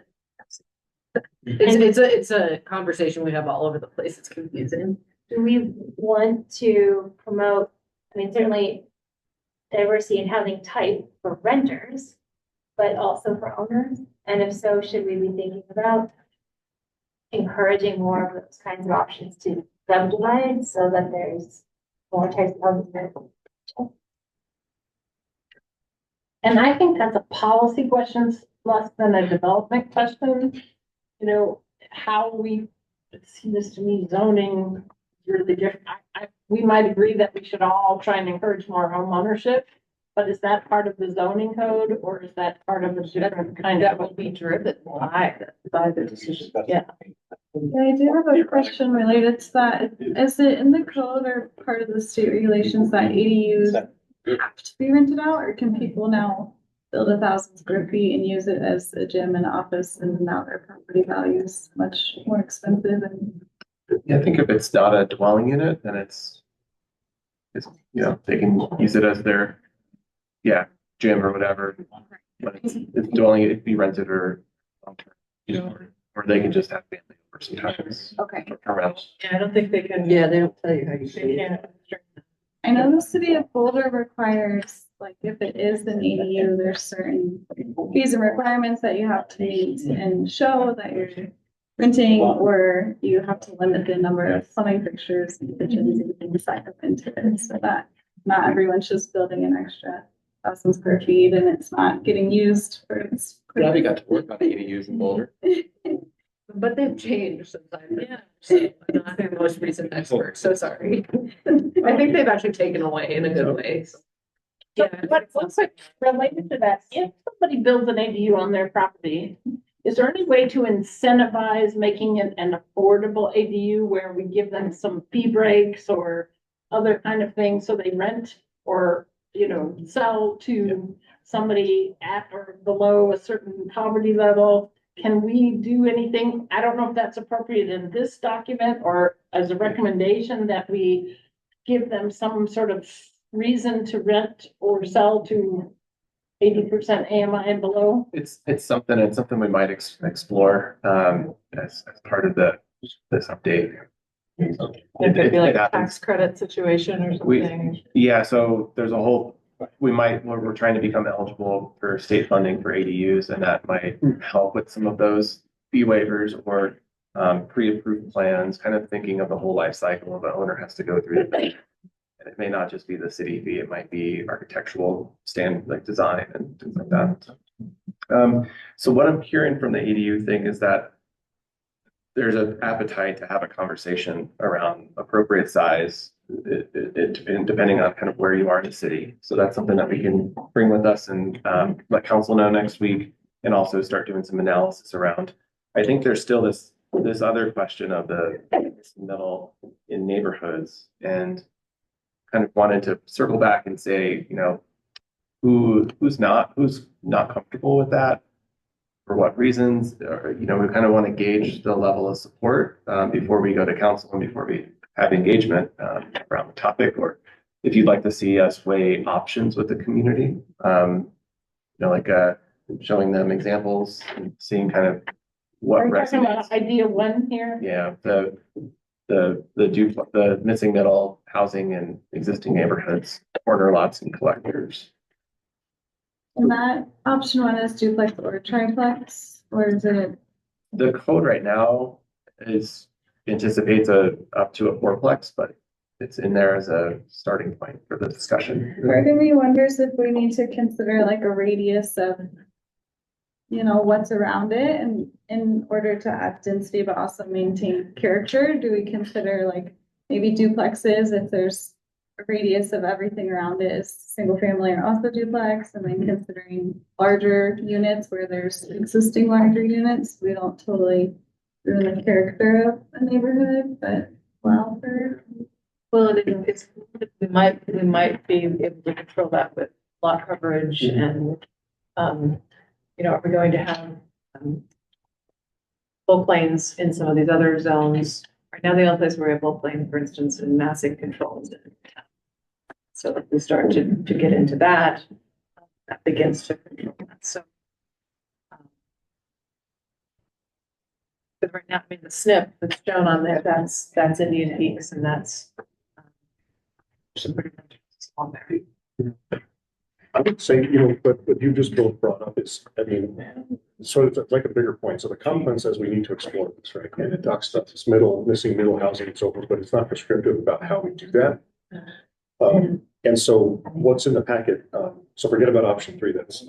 It counts, but that's more of a state thing that we're figuring out, blah, blah, blah. So really, like between option 1 and 2, it's actually not only options 1 or 2, those are just things we had talked about. And so So option two is the lower, is a little lighter of a touch. It allows duplexes on corner lots only. Option one, in my mind, is, I don't know if I call it a quantum leap, but it's a pretty big jump where it allows duplexes and triplexes on corner lots and collectors, which opens it up to a lot more area of lot. Yeah, so it's kind of a leap, but those aren't the only two options. And so personally, well, before I get into all the reasons, but if I was given the choice between one and two, I would absolutely pick option two. And my other feeling is that a lot of the neighborhoods that we're talking about, I mean, like for example, it kind of already allows duplexes, but Indian Peaks doesn't, Blue Heron doesn't, even Beacon Hill, and a lot of the single family areas with sort of in that of that nature. My feeling is there's going to be a lot of pushback from residents in neighborhoods that will be affected much more on option one than two. I can't speak for people in that community. That's just my feeling. Seth, would you explain just a minute? Are you talking about if that's added development or if it's just redevelopment of existing units? Which are you thinking the public? Well, this is redevelopment of existing areas. In a new neighborhood, there would be a different thing, like a big open lot that gets developed. This is talking about things that already exist and being And redeveloped. would there be some constraints on the way that development occurs that you think would give yourself and the public some comfort? That's where if we get into that massing and control size and lot coverage. That could help with that. And is And there, design and. yeah, I mean, a triplex on an inside lot, even on a collector street, that's not gonna be a big triplex. It's not gonna be really saleable for a developer, but a duplex perhaps, just kind of a lot size. I mean, can you That's just take number one and make it just duplexes and get rid of the triplex situation? I mean, it'd be a lot more palatable because they could make them look just like the big houses that. Or maybe the triplexes can only go on corner lots of X size. Yeah. But to answer your question, Maria, given, if we start to talk about, well, if you do a design this way or you set it back or do this, I'd still favor number two. That's Well, I my think opinion. And it also, there's the mapping, the visual impact, but there's also the point about use that you're thinking about, like how many extra people are parking and driving and trafficking on this. Safety, hazard. Maybe one of these 1.25 or whatever we make it is there's a sweeter spot than these two options. What's the idea behind the collector streets? It's just larger street capacity, larger. Yeah. Line capacity. Yeah, they're typically a bit wider than the local street.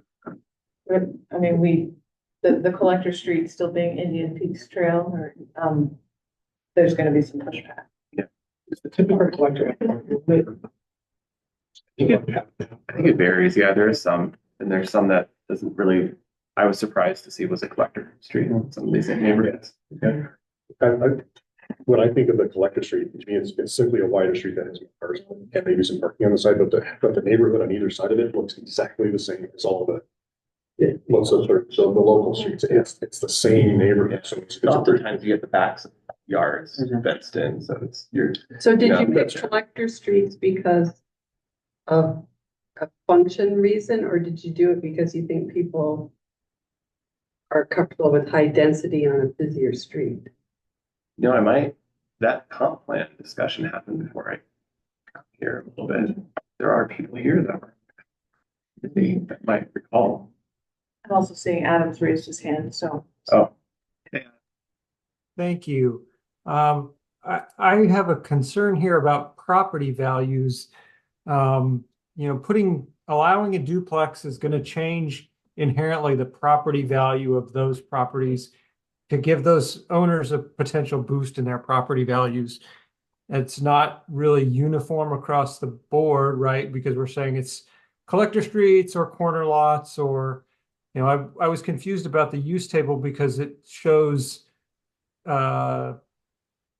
duplexes as allowed by right in all of the residential units, residential zones, except for the kind of rural, no longer used zone.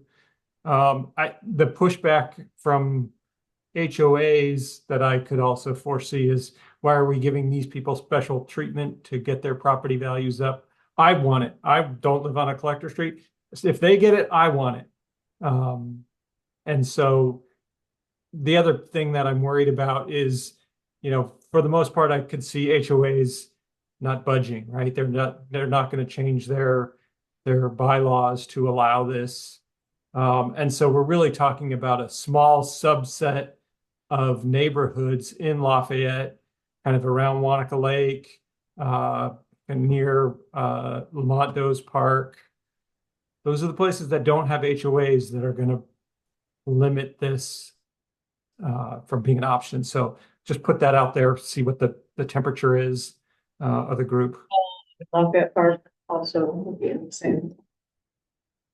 But I thought Phil said there was legislation that keeps HOAs from stopping this. Yeah, but I believe that's passed, yeah. So. And there's a grandfather option. I understood that if they don't change their bylaws or their covenants, then they can still restrict that. Yep. Yeah, they already restrict it currently. Okay. And they had that restriction prior to last. So all of Indian peaks. So that's a lot. Yeah, that is a lot. Yeah. Relied on the city zoning for that, or they actually wrote in their PCRs too. Yeah.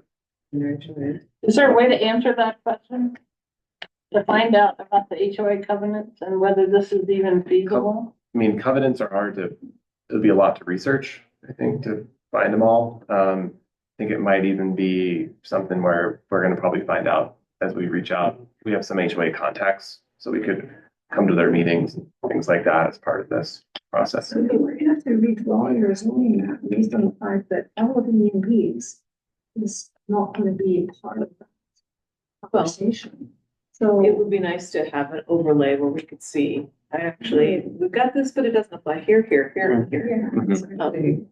So that we could really see what the impacts are and if it's a disparate impact. Yeah, because if you just take a corner, it kind of scatters throughout. So all of that your cursor's on would not apply, that or. Yeah, so, so the color, the shading and the yellows, and the orange is just the zone, but yeah, so it's scattered. Some people have it, some people won't. And does it become an equity issue? Yeah. I was saying as well, I mean, there's gonna be certain parts that will be more dense in the city than others. But it won't feel dense because it's the same envelope. Yeah, that's where the form base has to come in. But to their point, you still have, to Bob's point, you still have safety potential issues. So, no. So I'm not hearing anyone really excited about this exact approach. What I am hearing is there's going to be a lot of concern from the community, and if we do something, we should thin it down, like more of a toe in the water approach of duplexes on corner lots. And I think Darcy, I think you said, if there's a large corner lot, maybe you can add another third unit or something. That would be a scaled back approach. I think we're okay doing any of those. And I wouldn't agree with that. Yeah. I would be up for more action. But I also think one thing we could do would be start with just the duplexes on corner lots idea 2. Have some experience with it before you expand to the other dimensions that are in idea 1. Let the public get used to it, let them see. And I think if you put enough constraints on the design and the way that their duplexes are developed and they're attractive, I don't actually think there's any real research that lowers property values. There's a presumption that it does. It's gonna raise their value because they can, and then the other person, they don't have a corner. Right, but I don't think you can say that a duplex in your neighborhood lowers your property value. No, I don't think you're saying. Oh, okay, I thought that's what I. Adam was saying that the perceived inequity of, oh, you bought a house 20 years ago on the corner and now you can do a duplex, triplex. And I It's can't. more like I'm getting left out of that. I see. But those people by right now can all do ADUs. Yeah. So you still have a chance, that opportunity. I also feel more strongly towards, if we're gonna do this gentle density middle housing initiative, putting it towards the tri-quadplex and then like having that conversation of, yes, we're doing this bump of what's allowed. But then when you talk about the cost prohibition, what the neighborhoods are saying, also, it's not like 50 people are suddenly gonna wanna sell their house and do this. We might see 3 or 5 of these a year. It's gonna be that gentle incremental development, which is what we're talking about in Old Town with a different perspective, is that incremental density that you're not gonna like feel the temperature change, but it's gonna be there. That's just where I'm standing on or sitting on this, but I also understand the aspect of maybe if we take the corner lot approach rather than along the corridor or the collectors, I could see that being more reasonable for maybe corners is what's allowed with that higher density intensity. And then obviously the form base is gonna prescribe it too. Like, I think, in north parts of town around Austin Lake in Erie, there's like quadplexes that just look like big homes, but they don't make you feel the density per se. So I think it's important to also voice where I stand on that. Yeah, I would say, and starting off slowly, I think is probably gonna be more saleable. And also, I mean, with this, the HOA thing is kind of an unknown. It has HOAs and we're not sure what authority they have to restrict this or override this or but my feeling is if most HOAs that have the authority to say no to this, that probably will. And again, this is just a guess. I'm not saying it's all going to be a moot point, but just starting a lighter touch is I feel the way to go if we're going to do something like this. And down the road, if it's a raging success and everyone loves it, well, the code's not, we're not chiseling the code in stone for all time.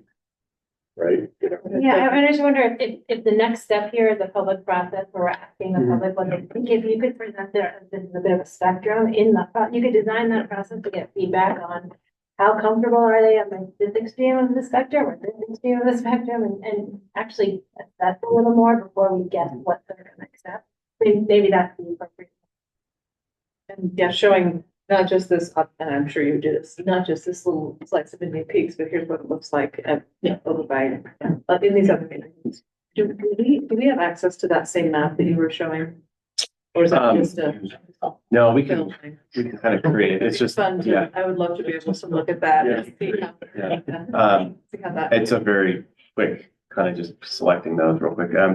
I think that makes sense it's a spectrum. We landed on this side. We think there might be appetite for something a little bit lesser. I think one of the things that we wanted to do with this project is identify something that's going to blow the whole project up and stop it from happening. And if we need to take something outside of this project and do a separate process, we can always do that. So, but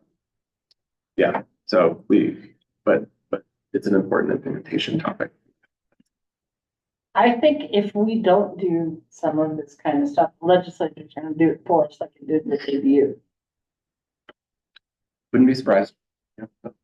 Okay, so I think we have, at least at council next week, we can talk a little bit about, there's a spectrum. We want to have a conversation about what's the right level. So there's probably going to be some options that we would develop.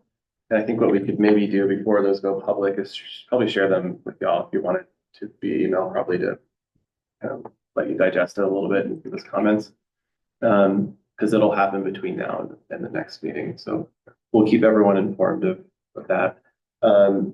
I know usually we leave around 8. Why don't I quickly kind of go through some of these other things? So there is a new, I don't know if you want to do the civic mix. Yeah, the civic mixed use district, which would be a new district that would allow for some flexibility in sites like schools, government facilities, hospitals, churches, to have some residential included in them. Clarion had a great recommended it. It's a neat idea that we wanted to explore. And within the last week, there was another bill introduced to the state legislator that would allow this on religious properties and I think schools too. So it's something that we have in the code, and they might have something to say about it too. So we'll find that out in May, probably around May, I think, when the session ends. So I think we shall see. Why don't you take this one? Yeah. So for the neighborhood serving commercial, we know that that's also been a topic that's been discussed in this group. So the way the draft sort of proposed handling it is fundamentally, looking back at those conversations, it's really a lot about small like coffee shops or corner stores or essentially food retail. So we have two different uses. We have neighborhood cafe and neighborhood retail. And those are allowed in that N2 district, which is the area that we were just talking about. And if you go to the next one, the use specific standards that apply to those is, again, they would only be allowed at the corner. And then there's some other limitations. So limited to 2,000 square feet. For the neighborhood cafe, we could also expand that to apply to, neighborhood retail is defined as up to 2,000. And then again, hours of operation limitations, really understanding that these would be in close proximity to residential. So that is how the draft includes that. I know there had also been discussion about the potential to further limit that based on it has to be a corner that includes like a collector or an arterial rather than have it be all those different corners. I think this is another place though where you could get into that conversation about, okay, what if the lot next door to the corner really wants to do something good and have like a nice little coffee shop? But for now, again, kind of toe in the water approach, that is how And how do they deal with parking? Do they have to provide parking for their customers? Or is it gonna infuse into the neighborhood people that is gonna create parking problems? Well, that would be, discussion to have. We don't have. It's supposed to be serving that neighborhood. Right. The idea is that, yeah, that's the idea. Yeah, because then if there were more of them too, then you would kind of have the ability to do that in more areas. Like, identified like, the size of the block where that particular, element could serve so that you have like, a 10-minute walking radius or a 5-minute walking radius to that corner. So that you can then identify where more of those could be populated so that the neighborhood feels like I'm just gonna walk down there and get to know. Because without it, if it's too big, then it's just beating the purpose of being able to walk. I just don't know. I don't think I can scale. So just to see if I'm understanding this correctly and not to pick on Indian Peaks, but if somebody lives on a corner on Indian Peaks, they can scrape their house and build a coffee shop. It's 2,000 square feet. Yeah, And this I imagine that not being super popular. So these aren't accessory to it. This could just be a standalone business. Like principal use. Oh, okay. I think this is one similar in Boulder. It's pretty similar scale to the houses next door. It's actually in a single family zone district, but it's a coffee shop. It's on a busier street. So that's like one reason why we flagged, hey, should these actually be at the entrance to a neighborhood when it's on a bigger street?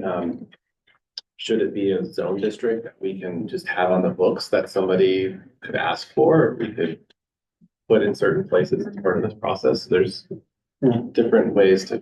Vicky, why do you think a neighborhood, let's say somebody wants to, get rid of their house and put a coffee shop, why do you think neighbors would not support that? Well, imagine you live next door back up to it. I mean, that's a direct effect on your house. And I just think there are people that are living in those neighborhoods that expect it to be residential. And so all of a sudden, now on every corner, there could potentially be a coffee shop or a boutique or something like that. I mean, I think that's where market forces are gonna start to dictate. Nobody's gonna put one, in the middle of Indian Peaks because they're not gonna get that traffic. I think allowing that flexibility, that's how. And we are doing poorly at meeting our VMT reduction goals in the state, really poor. Not anywhere near close. And that all goes to our, global warming agenda. And as much as I hear you, I actually do think there may be ways of designing this with enough restrictions so that I get it. If somebody put a coffee shop right next to me and there was all of a sudden a lot of traffic and noise, it might be a nuisance to me. But can we design it in such a way that the setbacks are sufficient, the noise is sufficient, and try and get people out of their cars and create neighborhood level businesses so that people can walk places? I mean, I like the concept, but I do think that this is something that really needs public input. This is a That's why big, we're flagging it. yeah, big change. And when's that gonna happen? Like the other one, don't go further with it until you get some feedback on Yeah. it, because it With could these- be really the opposite of what everybody thinks. Yeah. The form itself doesn't lend itself to what you want it to do. Like, everybody's picking on Indian Peaks because it's the biggest kind of like footprint in Lafayette. But if you look at the form, what Indian Peaks is, there is a very definite, like, boundary, right, between baseline and all the large 95 and what have you, and then there's the big median or with the corner kind of medians of like marquee that you are now entering into like this private gated. There's not a Indian gate, Peaks. there It's might be a gate, So there's yeah. nothing, you don't have a gate, you have that marquee, right? I guess So you're not gonna, the form itself is not Yeah, but to push sustainable. back on that, like I have some friends who live in Indian Beach, and they live right on a park. The neighborhood, part of the neighborhood that they're designed, that they live in, has that There's some kind of different social scale. element. They love that they front onto a park and Mhm. very social environment. Right. Maybe that somebody would want a little coffee shop right there where they're now getting to sit and have coffee there and not. But I guess have you gotten any requests from anyone to develop anything like this? This is really, so it's the comp plan to support neighborhoods, supporting commercial, something like that, uses. And so now that's kind of open up for interpretation, right? So we have the regional center, we have the commercial, we have the neighborhood center, which is still pretty big. And they're scattered throughout the city and they're not super close to a lot of neighborhoods. So I think the idea was there something that's even almost a house scale neighborhood serving I mean, this is commercial? just not the If way so, where would it that be? has evolved with these very suburban forms. This is just not the way, but you go to other more urban areas and there's corner coffee shops, there's corner everything and neighborhoods that were developed from, say, 1900 to 1930 or 40. You had all these different types of scales, and you had the cafe below the apartment, and you had all that. So, just because Lafayette doesn't look like that now doesn't mean that we should preclude these potential uses. If we don't have potential problems. I think about following on what you're saying and go to what you're saying. If the code doesn't allow it right now, clearly it's an uphill battle to develop, and most people aren't gonna jump into that. So simply because no one has asked for it doesn't mean no one will. And that's part of the imagination that needs to come out of this group. Is it right for us long term? Do we move the code barriers out of the way and do we let someone do it? Do we also take into account, as you guys were having that conversation, I was thinking, well, you didn't let someone scrape their house. You said they have to adaptively reuse the house. Yeah, which is a more sustainable way. Yeah, it is way more sustainable. You got no new construction going on. That doesn't feel as different, but that first floor maybe turns into a coffee shop. I'm sure all of us in this area have gone to old houses that are coffee shops. To your point, I love this idea of having little neighborhood gathering areas. Is there a way to limit, I live down near fast food chain row. Is there a way to limit that these aren't gonna be Siggy's and Starbucks? You know, There isn't. I looked into it. But Ziggy's and Starbucks, they have certain parameters when they come in and they want to develop, they're looking for demographics and traffic and all that stuff. And so this would be a local, small coffee. Yeah, Starbucks is gonna reuse a little. Is there But I a mean, I level? do think you need to look at things like noise and traffic. I mean, I'm imagining that the house next to me becomes a coffee shop. You know, what I would like that I could just walk to my house. I mean, but it's like, patio. You know, all of these things that will directly impact people And some people might love that, some people might hate that. And that's where the feedback, I think, comes in the I mean, play. it's, no more than 30% of the gross floor area of the cafe. So that's what, 600 square foot patio, that's a pretty small patio. Yeah, That's not, you're not having a big party out there. So one of the things I think is a problem with all of this, even in neighborhoods, we have some busy streets, back to Bob's, safety issue that we don't have control over, like Highway 7 or Arapahoe or Baseline 287. And people can't cross those easily to get to neighborhood level. I live right across the street from Atlas Valley and have to cross Arapahoe. There's no crosswalk, there's no light, there's nothing. And somebody was killed a couple of years ago trying to cross that street. So if we do all this and then people still get in their car because there's no safe way to walk somewhere. So how do we deal with the safety issues of making sure that these places that we might develop have good pedestrian and bike friendly access? And they're not just gonna all be walk, if some place gets a good reputation, oh, that's the best Thai place and I mean, Right. people will drive to go. I agree. And so these are a lot of I'm sitting here like turning this over in my head. There's a lot of things we'd have to really think through, but I wonder if one of them could be, like, for example, in Lafayette, if an area would like to become a historic district, we don't have it right now, but if one would like to, then it has to be approved by over 50% of the people that live there. Could we make, just throwing this out there, could we make the, like a sort of for lack of a better term, a special use review process where, okay, person X has a house right here and they want to do a coffee shop or a little boutique or whatever. It has to get a majority of approval. Did you have like the neighborhood buy-in ahead of time? We don't recommend that. Yeah. Why is that? Because it's private property. But there's very, very few situations where anyone wants their neighbor weighing in on what they do. Would you want someone weighing in on an addition you put on their house? If it affects me in a potentially like seriously big way, then yes. But the public always does want change. Yeah. Right. And so, I'm not saying that's the answer, but, And that's when we do a public process. That is how neighbors weigh in. If we don't give them a veto power over something, but we do allow the conversation to take place. Yeah. So it would go to hearing or something along those lines. what I find in hearings is that projects that are moving and have a design very rarely get turned down. It's a very rare thing. If they get changed, or redone, or modified Conditions. conditions.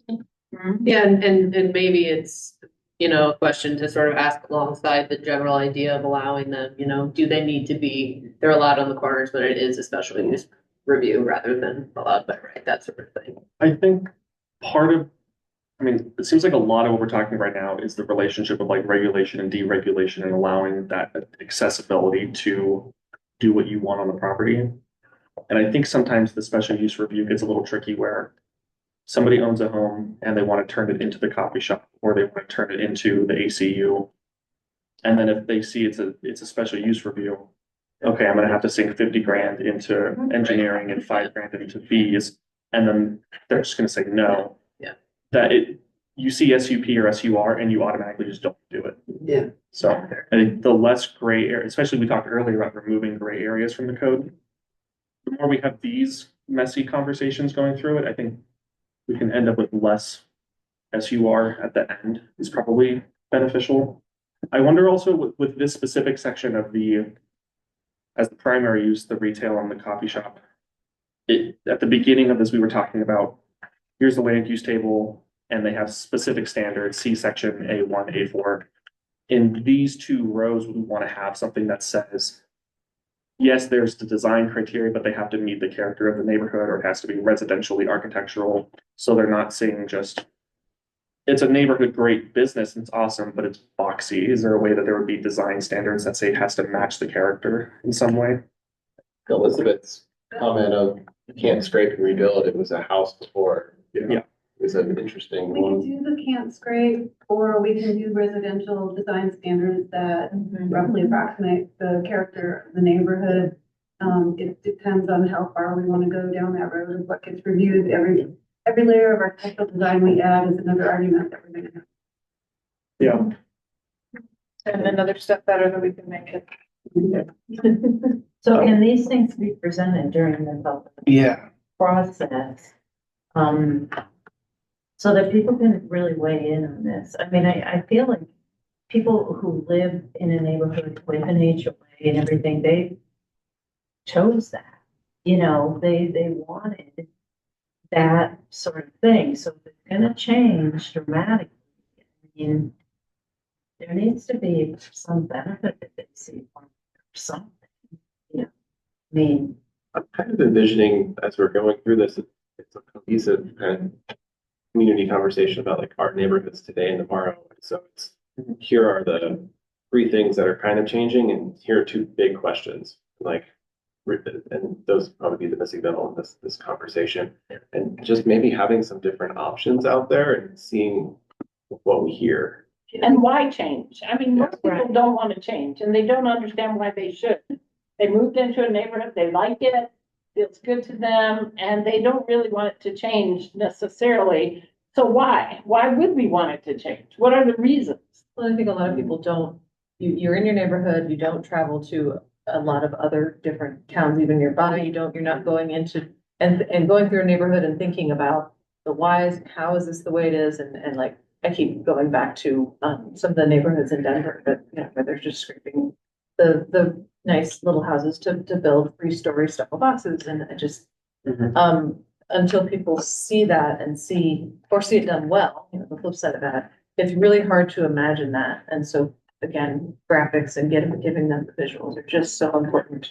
But understanding that a city is going to evolve and that we have certain values that we want to maintain, you know, quality of life and the eclectic, diverse creativity. I mean, you have to allow for some evolution, and we're just trying to guide that evolution.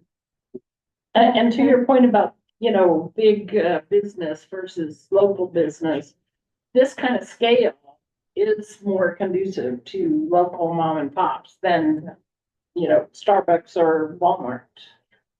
I think that the one thing that happens with comp plans is with these vision documents, with people, everybody has this dream of what they want, and they're not really thinking about what it will mean for them. So in this conversation, I think it'd be really great to remind everyone, you said you want to live in a place that's like this. Okay, so we're actually turning that. This is how we are. This is how you want affordable housing, this is what you have to do. Yeah, and I mean, now imagine, like you said, you want to live in a place that has these little cafes or whatever. That's like great. Let's think about what it looks like in your neighborhood. I mean, it feels like it's gonna be important to connect with that because people reflexively. I mean, you know, look at East Simpson Coffee, there's residences right around there. Now, how do those people feel about people back to community? It's already existing. Well, that, Yeah. the community one was to bounce empire that like the neighbors right next to it when they started up was just Yeah. But I actually, I mean, I don't dislike this idea at all. I kind of like it. You know, we really have to think it through, and you know, I don't feel like I know a lot yet. Maybe it'll go neighborhood by neighborhood. Was there a distinct reason why we singled out coffee shops and retail? And Yeah. not, like the service side? Like, cause when I think about what a 2,000 square foot could also be commercial, like there's the cobbler on Baseline. There's opportunities for like the bike repair shop, there's medical Which is still considered services. Retail. Well, yeah, Yeah. like the cobbler, like you walk in there, pay $50, you walk out, you're not hurt, There's like it's a- a service. There's a personal service use, and we could make a neighborhood scale of it, or add that if you're doing it in these districts, it has to follow all these things. Because I think it also goes to the conversation of those have a lighter impact too, because those are quieter, it's more like one-on-one, it's maybe 5 to 10 people a day versus Yes. 50 an hour. I think part of that conversation helps dive. I don't know. Yeah, And that can be a question. Their destination. Yeah. We'll seek out the service. Well, I think we have a lot to go on. Yes. So our goal is to go to, we are scheduled to talk to council next Thursday as the presentation y'all got at the last meeting of here's the project scope and all that. We're gonna provide that to council, and then we'd like to kind of let them know at a high level kind of what came out of this conversation. I don't know if there's any other, if you want to allow any additional like closing public comment or not. That's up to you For this. for any Sure. attendees. Yeah, I just wanted to reiterate to interact with that document online. Oh, I think yeah. it's really great how it's set up, that there's already a lot of you have jumped in and made comments, and I would love to see that map and be able to Yeah. if there's a way that you can send a link to that. We can maybe firm it up a little bit, and especially if we're now switching to corner lot, like we might need to rejigger it a little bit, and then we can make it public too. And Phil, when are we gonna discuss the public outreach plan? Well, I think at this point, we're, like, how would you recommend communicating this next engagement effort For for these topics that we'll do next month? The goal was to actually start these conversations late this month. I mean, I think it would be nice to hear how that's gonna happen. That's that same engagement plan that you set up. Well, and when we figure out the specifics of, if we haven't sort of scheduled this, anything specific yet. So we need to do that. And then the minute we know, we will give out all that information to you all. Part of that depends on this conversation and council conversation. So if they say, don't worry about these things, and it becomes more of an effort of informing people of what the code is versus we need to have a conversation about this with different options, and that'll inform what kind of strategies we use. But whatever we do on this corner lot versus collectors or whatever, I do think we should make sure that we can revisit it in the future. If it's successful, if people like it, that we can expand it to more than just what we start out with. I think Seth's point is, people don't like too much change too quickly. And if we do a bit of it and it goes well, then the other thing I want to say is, ADUs and duplexes aren't really cheaper. They're just small. And so if we think we're solving affordable housing by doing that, just to remind people that they're still going to be per square foot about the same price as everything else in our community. They're just going to be smaller. It's just increasing supply. Yeah. And diversity of types. When diversity of types. Are there any members of the public who would like to? Karen Norback, 800 East Genesee, 715. Anne Marie just kind of hit it right there, but when I watched the council process, having ADU across the community, huge part of it was the issue of not affordability, and that everything was so expensive, and how could we provide some more housing on the lesser scale? And that was the focus through the whole thing, and I think that maybe goes part to the size of ADUs and because of people smaller. But so there's been until right now, that never came up. And I think it's a really crucial part of what you should factor in. Because if you're going to 1,000 square feet or, more, for ADU, then it's not the affordability part of it. And I don't know if you can, like, I don't know if it's part of this kind of a process, but, you know, if you have incentives for keeping it to a certain price, I mean, you could get into a lot of other ways to handle it. But I think it is something that needs to be considered as you're working through it. Thank you. Anyone else have any final thoughts?